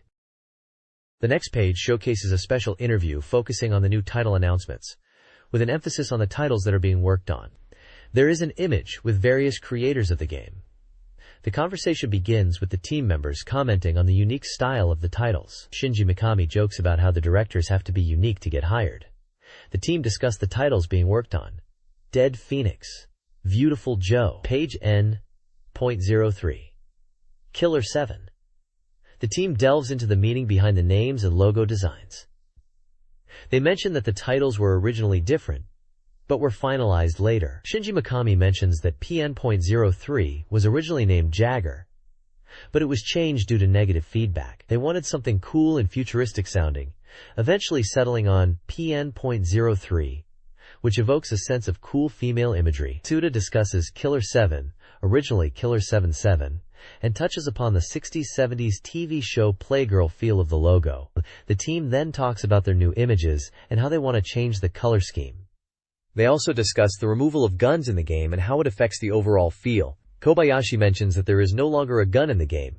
Mikami finishes it with the comment that you don't have to hold a gun, but will still shoot a beam from somewhere. The next page features a continuation of the interview with the Capcom team discussing their upcoming titles, including Dead Phoenix, Beautiful Joe, PN.03, and Killer 7. The team goes into more detail about Dead Phoenix, clarifying that the initial announcement was essentially a joke. They discuss the logo, which features a phoenix and ancient civilization imagery. They mention changes to the game's protagonist and stage designs, including the addition of wings for characters. They elaborate on Beautiful Joe's logo and initial design concepts. They wanted a stylish, street art feel for the game. The team talk about how the team member was drunk, and they received the name from the team. The team then talks about the desire for the player to wait until they can touch things in Biohazard 4, or Bio 4, to increase the pleasure. A photo of two game developers, Shinji Mikami and Suda, is included. Suda is known as a fan of director of Bio 4 and Adjerv, a man with a strong will.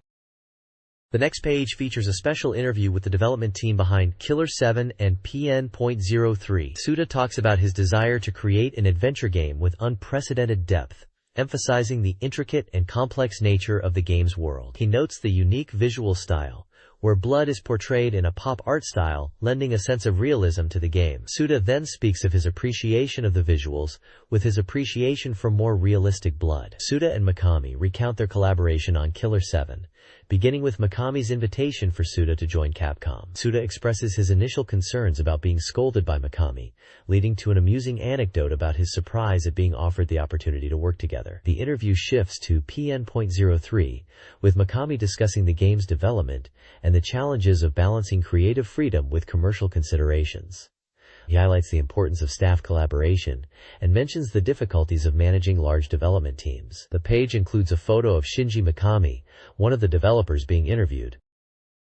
This page features an interview with Shinji Mikami and others from Capcom, discussing their approach to game development, specifically regarding the Resident Evil remake for the GameCube and the new title, Dead Phoenix. Mikami talks about balancing creativity with commercial appeal and the importance of staff collaboration. He mentions the recent announcement of 5 new titles, including the Resident Evil remake, expressing a desire to return to the roots of gaming while innovating. The discussion touches on Dead Phoenix, a 3D flight action game where you control other members of the team. One of the Capcom staff, Kato, explains their approach to the game's controls and the challenge of creating a balanced gameplay experience. They highlight the sensation of flying through the air and the feeling of controlling multiple characters. The plan is to release the game in the summer. The page concludes with a discussion about the end of a series and how the third game is usually the last, also discussing other games by the company and how these are just the beginning of a game release cycle. There is a small photo of Jill Valentine from the GC Resident Evil remake on the page.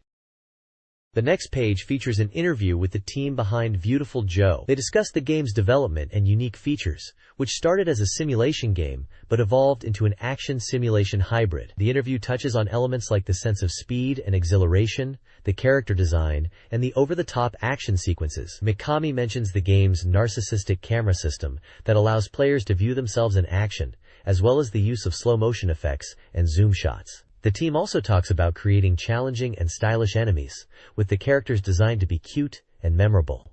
The gameplay involves using slow motion to dodge attacks and solve puzzles. They touch on Beautiful Joe's style, being inspired by both American and Japanese comics, with a unique look.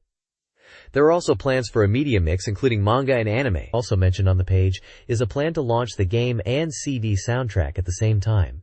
In a funny closing comment, also present are images of the game and characters mentioned in the interview, and a group photo of the Capcom team.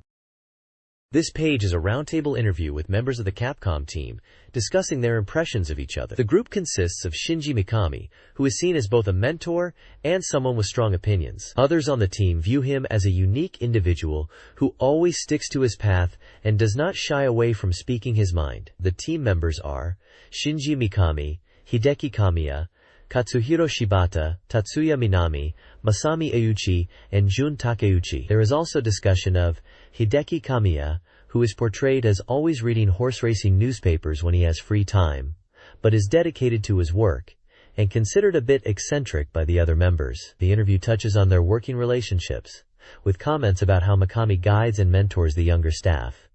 The end of the page also has a group photo of the team. The next page features a special on 5 titles from Capcom's 4th development department, exclusively for the GameCube. After an interview, it presents the latest information and reveals new screenshots for Capcom's new GameCube titles. These are said to be original works, excluding Biohazard 4, Resident Evil 4.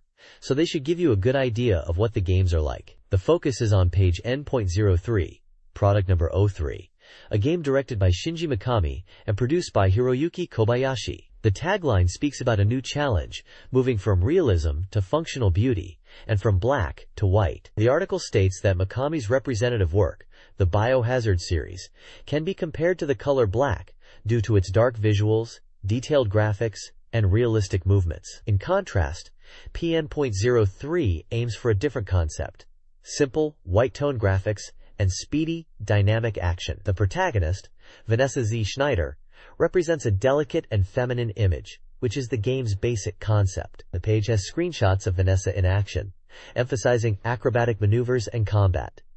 It mentions the background graphics will be primarily white-based and simple.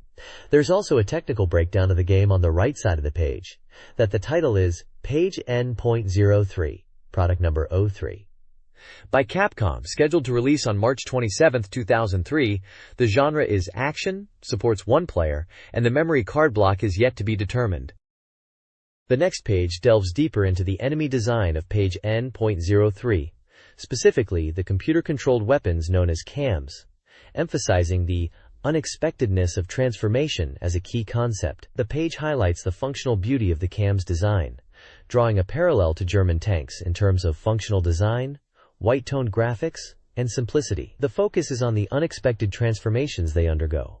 The page features concept art and in-game screenshots showcasing the cams in action. Sketches illustrate the transformation process of the Zeru's mecha, highlighting its ability to morph and reveal large cannons. Screenshots show Vanessa battling the cams in a stark, white environment. She uses a special gun to take them down as they are destroying her world. The page highlights the story of Vanessa Z. Schneider, a female soldier seeking revenge for her family's murder by mecha weapons, as well as highlighting the tension and exhilarating destruction from the battles. The article also mentions the Pilts, another type of mass-produced enemy mecha. This page is an advertisement for the Capcom GameCube exclusive, Beautiful Joe. The advertisement showcases the stylish, comic book-inspired visuals and action, highlighting the game's emphasis on cinematic techniques and heroics. The page emphasizes the player's ability to perform and show off in stylish battles, using techniques like zoom-ins and slow motion to enhance the visual impact. The player takes the role of Joe, who transforms into a superhero to rescue his girlfriend. Key characters are presented, including the main character, Joe, the mysterious Blue, and the heroine. There are screenshots of the game's action sequences, showcasing dynamic fights, barrel explosions, and giant monsters. The advert also mentions the director, Hideki Kamiya, and producer, Atsushi Inaba. The next page is an advertisement for the Capcom GameCube exclusive title, Dead Phoenix. The advertisement promises a 3D flight action game where the player takes on the role of Phoenix. The game is set in a giant, ancient aerial city that suddenly appeared in modern times. The goal is to find the mysterious man who destroyed the aerial city and rescue the hero Phoenix. It's mentioned that the game involves a battle between two men, set against a backdrop of a grand scale. The player will fight alongside many allies in a simulation-style system. Screenshots show gameplay featuring aerial combat with dragons and other enemies. The director is Hiroki Kato, and the producer is Atsushi Inaba. This page is an advertisement for the Capcom GameCube exclusive game, Killer 7. The advertisement highlights that Killer 7 is a hard-boiled adventure game with a wheelchair-bound protagonist, Harmon Smith. It's mentioned that Harmon possesses 7 personalities and is known as God Killer. The story revolves around his confrontation with Kunlan, a man with the hand of God. The page contains screenshots of the game, featuring various characters and environments. It highlights Kunlan, the man who has the hand of God, and wonders what kind of abilities that Harmon Smith has. The director of the game is Goichi Suda, and the producer is Shinji Mikami. This page is an advert for Biohazard 4, exclusively for the GameCube. It features Leon S. Kennedy from Biohazard 2 as the main character, returning to the core of Umbrella. The game is described as a popular survival horror title and the latest in the Biohazard series, which is exclusive to the GC platform. The story is set at the origin of the progenitor virus, in the heart of Umbrella. It highlights Leon's struggle for survival in extreme situations and wonders what terrors await. The page includes screenshots of the game showcasing different environments and action scenes. The director is Yoshibata, and the producer is Hiroyuki Kobayashi. The game is listed as a survival horror title for one player. The next page is a queue and a section with Nintendo. It features a character data file on Saria from The Legend of Zelda, Ocarina of Time, noting her popularity and role in the game. The Q&A section answers a question about what the year 2002 was like for Nintendo. The response highlights the start of a new company structure, with the president stepping down to an advisory role. It also mentions the release of the GameCube in Europe, the upcoming release in Korea, and the launch of several big titles like Mario, Zelda, and Pokemon. The promotional theme for the year was colorful and chubby. The page features a photo of a bus decorated with Mario Kart Advance characters that travels between Kyoto Station and Kansai International Airport.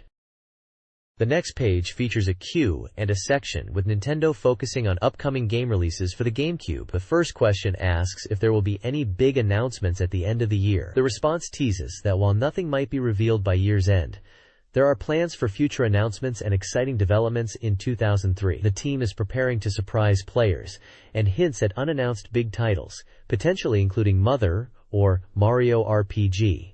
But information remains scarce. The second question regards the first GameCube software release in 2003, and the answer confirms it will be Nintendo Puzzle Collection. This game compiles popular puzzle titles like Yoshi's Cookie, Drive Mario, and Panel de Pon on one disc. The collection supports up to 4 players simultaneously and can connect to Game Boy Advance for downloadable content. The page also includes a question about the release of The Legend of Zelda, The Wind Waker.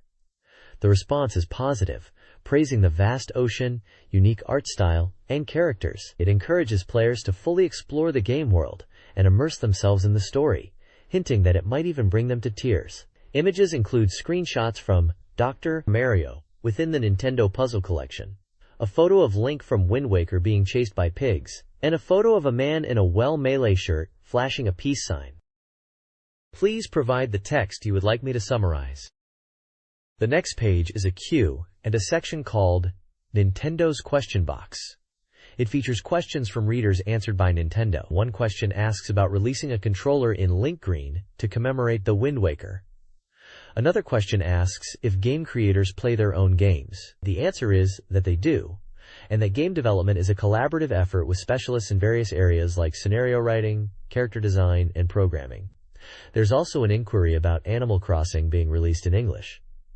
The response suggests that it's a good way to study English. The page also shows a drawing of Capcom's Shinji Mikami and Nintendo's Shigeru Miyamoto. Below this is an image of Link battling Ganondorf from Wind Waker.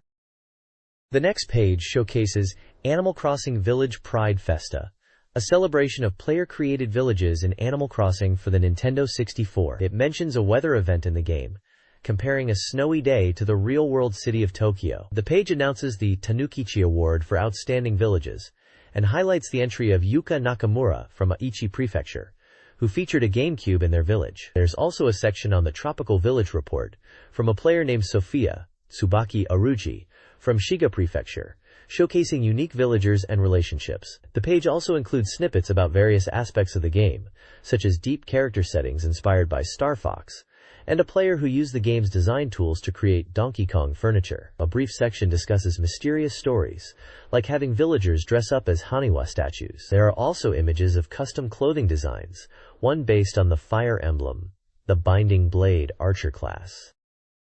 This page features reader submissions for Animal Crossing, highlighting various in-game creations and experiences. It showcases reader-made villages, custom patterns, and holiday events in the overseas version of Animal Crossing for the GameCube. The page highlights various player creations, including villages, custom in-game clothing design submissions, and holiday events such as the Countdown to the New Year and Jingle the Black-Nosed Reindeer, alongside villager letters and fortune-telling. Players are encouraged to submit photos of their unique village designs and even homemade Animal Crossing-themed creations for a chance to win a GameCube bag and a Star Fox Adventures t-shirt. The page also showcases in-game events and includes a fortune-telling segment. The next page is a Pokemon fan information page brought to you by Transcell Seed Company. This edition, No 00011, focuses on the last Pokemon event of the year, promising goods and content. It questions whether the Pokemon episode will conclude or carry over into the new year, urging those interested to check it out quickly. The page announces a secret item giveaway at the Next Generation World Hobby Fair in 2003. Players with Ruby or Sapphire cartridges can get a mysterious ticket and encounter Pokemon with rare items. 5 badges, profile data entry, and the mystery event are all conditions that must be met to enter the hobby fair.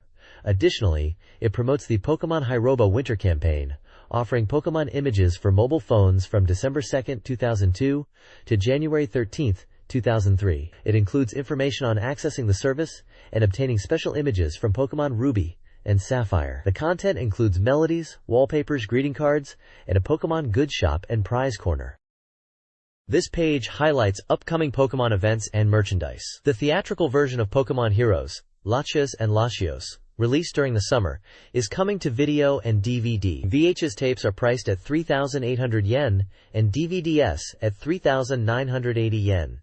It details the Pokemon Center's first sale of 2003, from January 3 to 5 in Tokyo and Osaka, and January 2 to 4 in Nagoya. Customers who make purchases during this period will receive a 2003 New Year commemorative keychain. A Happy Bag 2003 is also for sale, containing assorted Pokemon goods. New Pokédoll plushies of Torchic, Trico, and Mudkip are arriving in stores on January 2nd, each priced at 900 yen. The products shown include a tissue box cover, a multi-cover, and a cushion. The Pokemon Episode Corner features a discussion on who could be inside the Pikachu suit. The article discusses the process of finding someone suitable to wear the Pikachu costume for the Pokemon League events. This page is from Capcomania Volume 10, a section dedicated to Capcom. It explores Capcom's Osaka headquarters, and the theme is Craftsman's Workshop. The text mentions that the editorial staff, led by Mr. Keita, were inspired by the phrase, "Capcom's essence lies in Osaka's spirit," and they're diving into the creative process behind Capcom's games. The Osaka headquarters building is highlighted, with the tagline, Osaka HQ, Naniwa Soul Explosion. The page showcases various facilities, including the reception area, lobby, research and development building, 18 stories, development rooms, a training room, a reference library, CD vending machines, a barbershop named Akira, with staff in Santa costumes, a cafeteria, and Charbo portable charger stations. The text expresses surprise at the number of facilities, noting that you could practically live within the building. It also mentions that the next installment will focus on the development of new games. This page continues the Capcomania series with Naniwa Chindochu Volume 01, where they explore Capcom's Osaka headquarters. The writer jokes about Osaka and their experiences visiting various facilities, even noting the presence of Porsches in the parking lot, and encounters with key figures like the Dead Phoenix director. The writer is impressed by the comprehensive facilities, humorously questioning why there isn't accommodation available, imagining staff sleeping in the office. The page then shifts to mobile content, advertising Java apps with the tagline, "Mobile phones are full of Capcom." It promotes Onimusha, the Demon Realm chapter, for JPhone and Vodafone. A description is provided, highlighting the game's original scenario across 7 episodes, focusing on Nobunaga Oda's retainer, Rokurota, and his infiltration of Nobuyuki Oda's castle. Screenshots showcase gameplay. A section called Catan News highlights the latest info on Catan-related games from Capcom, including Catan in Naiba, which takes place at the Naiba Prince Hotel, where you can play Catan using room service. Catan TV, which is launching on Impress TV, with the first broadcast on December 25th. Finally, Catan at Karaoke, with Big Echo, where you can borrow Catan for free in the karaoke rooms. It also features Jesky's limited-time Xmas version apps like Puzzle Makai Village Christmas version, which is a puzzle game in the theme of Makai Village. Does Koban Fly? Xmas, which is a cute action game, and Puchiguru de Xmas, where you match 4 in a row.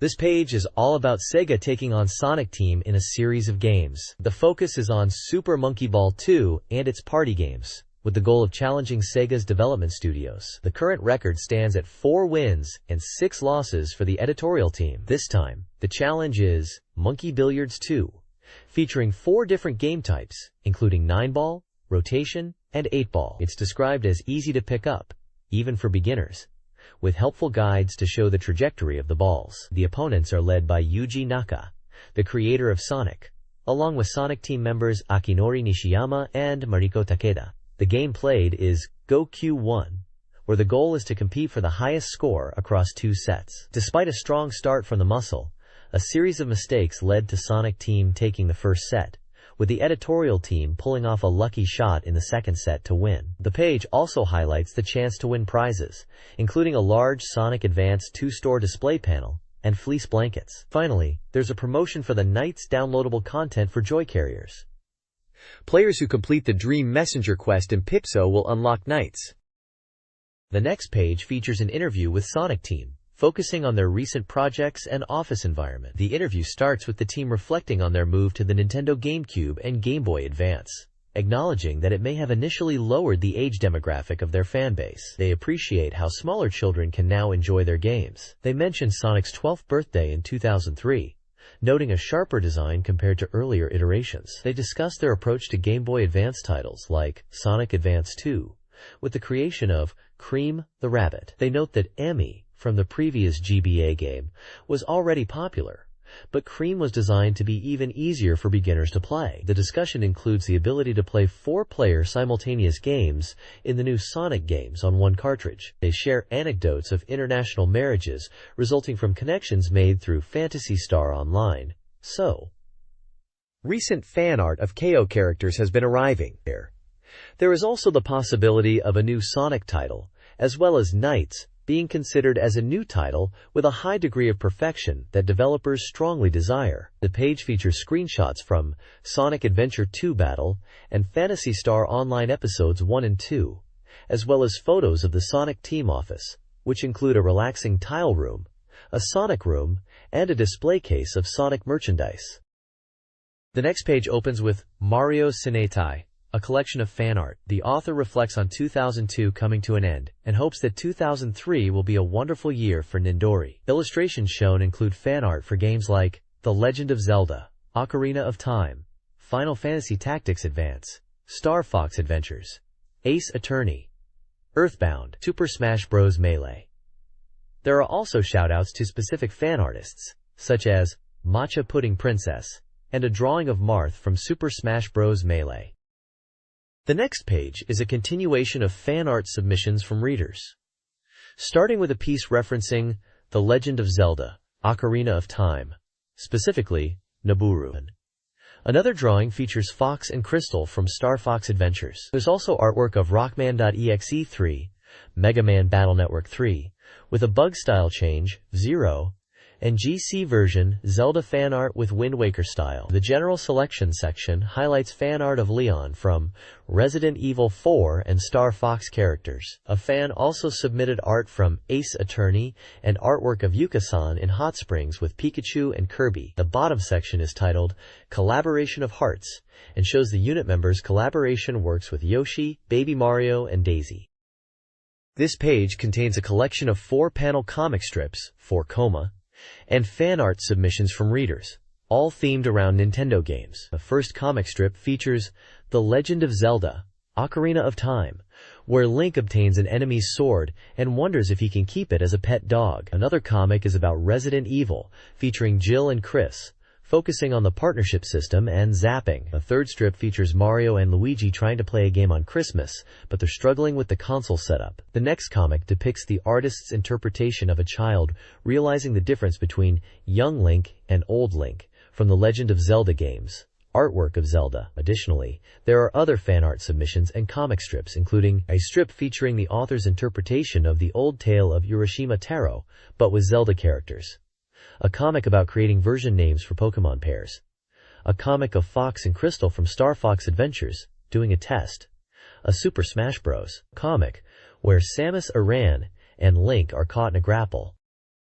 This page is titled, Illustrations from the High-Rise Apartment Building, and showcases a variety of fan art submissions from readers, primarily focused on Nintendo games. There's art featuring Pokemon, specifically a battle between Team Magma and a trainer.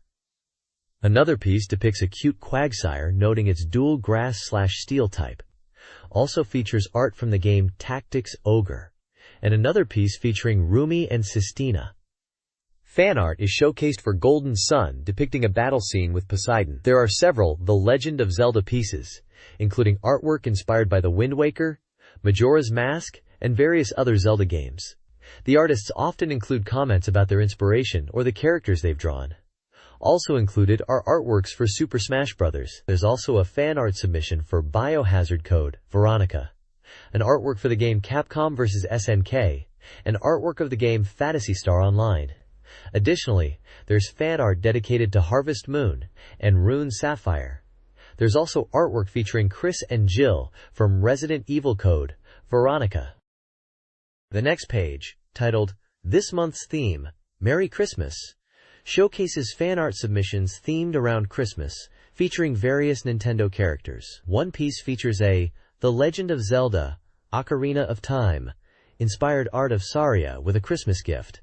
Another one is of Link and Zelda wishing a happy Christmas. There are also illustrations of Mario and Luigi as Santa's helpers, and art of Lilina and Roy from Fire Emblem, The Binding Blade, exchanging gifts. Kirby also makes an appearance in multiple drawings, including one of a Christmas tree Kirby and another where he's dressed as Santa. Also, artwork is dedicated to the game Star Fox and Zero. There's also a Christmas-themed Pikmin and characters from Animal Crossing dressed up for the holidays, as well as a Diddy Kong Racing Christmas. This page features an Illustrations from Children Under 10 section, showcasing fan art submissions from young artists. One artwork depicts characters from Star Fox 64. There are also illustrations of characters from The Legend of Zelda, Ocarina of Time, and some Kirby characters, with one piece depicting them with a Christmas tree. Another artwork portrays characters from Tales of Destiny.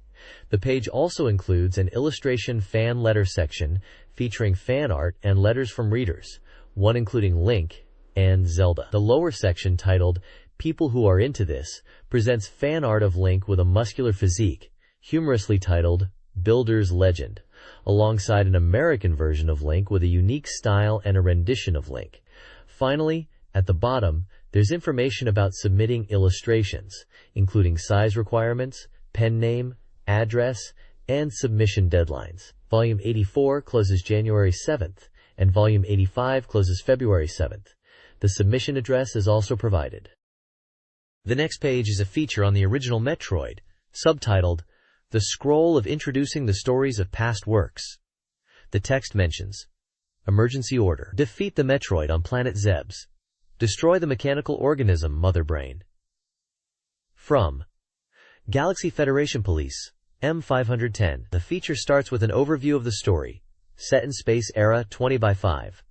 The Galactic Federation sends a survey ship to planet SR-388 and discovers a new life form, the Metroid, which becomes active when exposed to beta rays.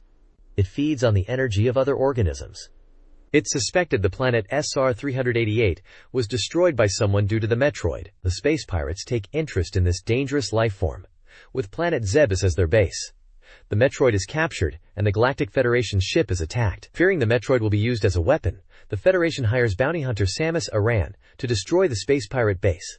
Samus successfully destroys the base and Mother Brain. However, some space pirates survive and are planning a counterattack. The page also contains information about floating life form, the Metroid, thought to have been artificially created for peaceful purposes. It highlights the nature of Zebes as a space pirate stronghold, seemingly controlled by Mother Brain, but no one has seen her. The lower text mentions that Samus's connection to the Metroid started with this incident, and she will battle this life form many times. The GameCube version of Metroid also features Samus fighting the Metroid. This page is a humorous Metroid comic strip. The first panel shows a Chiba-style Samus, with the text, "This time, Samus is very interesting." The next panel shows Samus using her scan visor to search a traditional Japanese-style room, with the text, "By using the scan visor like this, you can search for various things, and then finding hidden savings." The next panel shows Samus scanning what appears to be a decorative totem figure with a tag that reads, "Great success," and exclaiming, "Oh, in a place like this!" Samus then scans a restroom where a man is sitting on the toilet reading a newspaper. The man thinks, "Huh?" Finally, the comic shows Samus with her eyes closed, seemingly embarrassed or uncomfortable. Someone, possibly the man in the toilet, complains, "What's the meaning of this panel?" and then says, "Rather than search, this is clairvoyance." The text box above states, "This place can also be searched apparently." The next page features a Metroid comic strip continuing the earlier conversation. The artist reflects that after this, Samus can't get married. However, the comic then mentions that rolling around is also fun. The author didn't think that 3Ds would work well, but it's been reproduced wonderfully, and it's so well done that the rolling is enjoyable. The comic touches on the familiar feel of the controls to old toys. A handmade marble maze game is shown, raising the question, "EH? You didn't make it?" In the final section, Samus and a black bird character discuss making the maze. The bird replies, "Oh, I made one with 2 levels." And the comic shows a 2-tiered maze made with chopsticks. This page features a continuation of the Metroid comic strip. The characters, including Samus and a blackbird, continue their comical exchange. The ninja robot character comments that the teacher is being too soft, and if he's going to do something, he should go all out. Another character responds that it's not a big deal because he's already gotten his fill of revenge. The comic then cuts to a scene of meteors falling on Japan, followed by a scene with the black bird watching the news. The bird is confused and asks how many games the government has stacked up. This page showcases Time Splitters 2 as a Bowser Club favorite choice, and boasts that the staff from the renowned GoldenEye worked on it. The text mentions that many people who enjoyed GoldenEye on the N64 are likely familiar with the staff who participated in its creation, highlighting Time Splitters 2 as their collaborative work. The game involves recovering stolen gemstones from aliens through missions across various eras. The story involves aliens warping through different eras to steal gemstones. The player needs to complete missions to recover them. The story may be confusing as the messages are in English, but the stage setups and scenery change with each era. The character designs and animations are well crafted, making it a polished product. The page includes screenshots of the game's levels, like a level resembling a hand-drawn UFO stage, and one like a futuristic Tokyo subway. A screenshot features a western stage. The page then introduces the stage construction mode, allowing players to create their own versus stages. It mentions the mode offers incredible freedom with simple controls. It points out that you can adjust even the movement and routes of computer-controlled characters, combine them with other settings and the story mode, and fully express the developer's unique style. Screenshots show level editing tools, like placing tiles, setting lighting parameters, and placing items. This page is a review of Lady Sia for the Game Boy Advance. The reviewer praises the game's vibrant graphics and smooth character animations, comparing them to the Wonder Project series on the Super Famicom and Nintendo 64. They note the enjoyable gameplay and highlight the game's potential to become a classic action title, but criticize the lack of depth in boss battles. The unique character ideas and overall quality are praised, deeming it a good game overall. The reviewer expresses excitement about the game's opening animation, character animation, and anime-styled maps. The page includes a section on importing games, stating that titles are not sold in regular stores, but may be found in areas like Akihabara. Compatibility issues with foreign consoles like the GameCube are noted, but Game Boy Advance titles are region-free. Finally, the reviewer discusses their personal experience with importing games, mentioning a previous encounter with the GC version of Turok Evolution. They describe the difficulty due to language barriers and the need to use a dictionary, drawing parallels to classic gaming experiences. They also mention Vex, an action game that caught their attention, expressing a desire to experience the unique thrill of imported titles. The next page is about Kinnikuman 2 Dream Tag Tournament for the GameCube and Game Boy Advance. It details secrets and conditions for unlocking hidden characters in the Keshigomu Eraser mode. For the GameCube version, it reveals that by collecting a certain number of Keshigomu figures, you can unlock characters like Hanzo and Bone Cold, along with special moves. Completing the collection unlocks a special version of the Keshigomu. The page also mentions how to unlock the Ninja and Bone Cold by completing the story mode using specific characters. Additionally, it hints at the appearance of Scarface and Warsman, with their unlocking conditions to be revealed in a future issue. On the Game Boy Advance side, the page focuses on special Chocoland Attack Magic Stones, providing instructions on how to obtain them. These include Molborg Greats, Lamia Queen, King Behemoth, and Kings. It gives details on how to acquire each stone, such as using Molborg to monopolize an area, using Lamia 20 times to summon the Queen, or completing specific stages and defeating enemies with King Behemoth.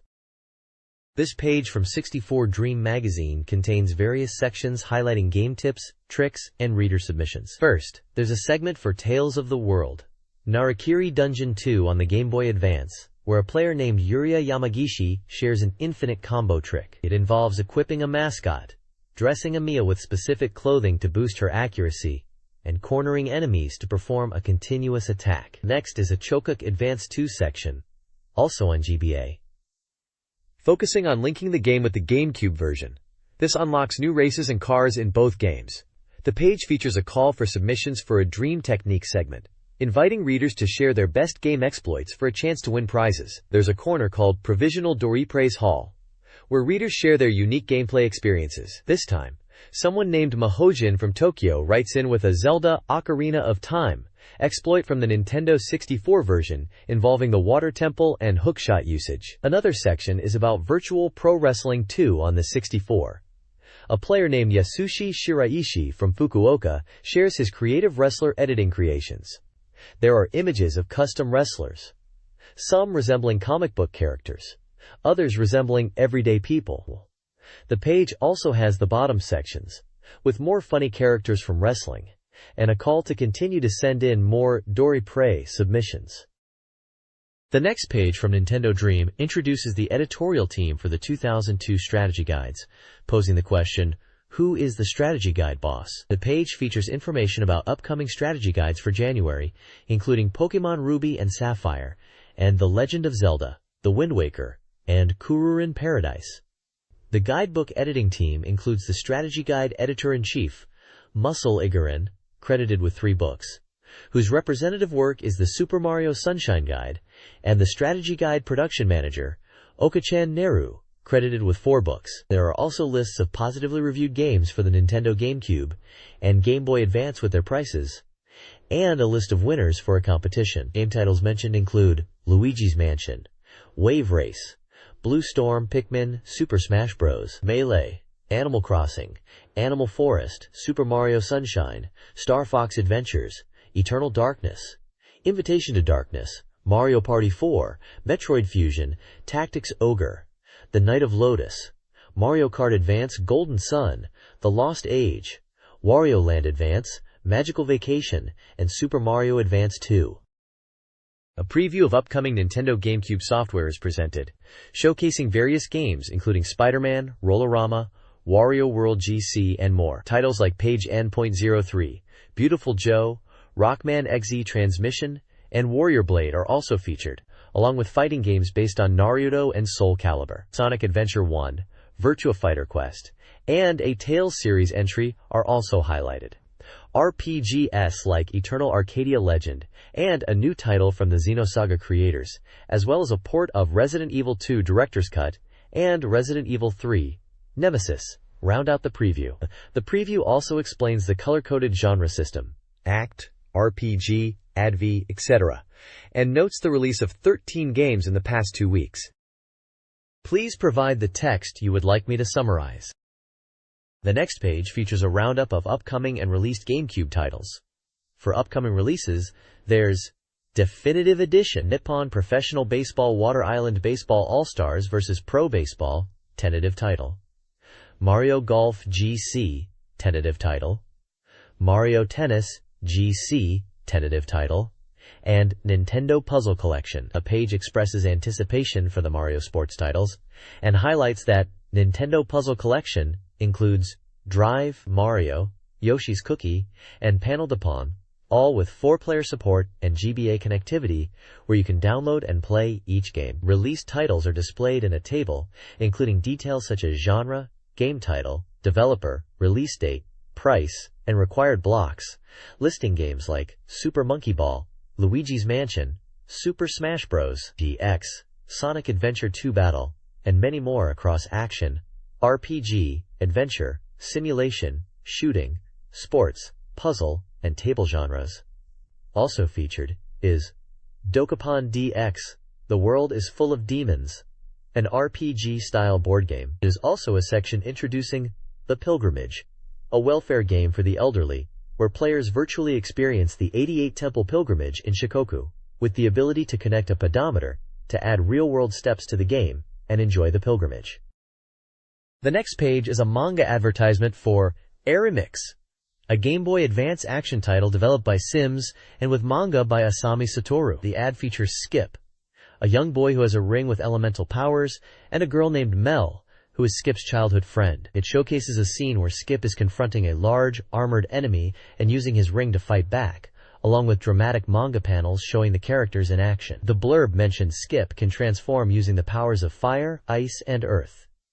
The game released January 3, 2003, and cost 4,800 yen. This page is a manga advertisement for Arimix, a Game Boy Advance action title developed by Sims. Skip, a young boy with a ring with elemental powers, uses the ring to fend off rockball attacks, stating that the ring's magic protects him. He is talking with Mel, his childhood friend. An armored enemy says that Skip must go to Marius's location alone to get his father back. The manga panels show the characters in action. It mentions Skip can transform using the powers of Earth. The game costs 4,800 yen. The next page is from Nintendo Dream, Volume 82, dated January 21, 2003. It teases the contents of Volume 83, which will be released on January 6th and cost 590 yen. The next issue will feature a special bonus, A Legend of Zelda, The Wind Waker, Charm Strap. This issue includes the first Wind Waker strategy guide, as well as the second part of a developer interview, plus new Pokemon strategy information. The editor's voice section features various comments from the staff. One editor mentions the calendar included in this issue and hopes readers will keep it nearby. Another editor discusses playing Final Fantasy Adventure on the Game Boy, while another mentions enjoying the Choco Vader food toy. Another editor discusses the difficulty of eating due to swollen tonsils, while another notes that the GBA game is enjoyable. Additionally, there is information on where to send email submissions, as well as a phone number for inquiries. The right side of the page features an advertisement for Famicom Tante Club, Kieta Kukeisha, for the Famicom Disk System, with the tagline, "I will be resurrected."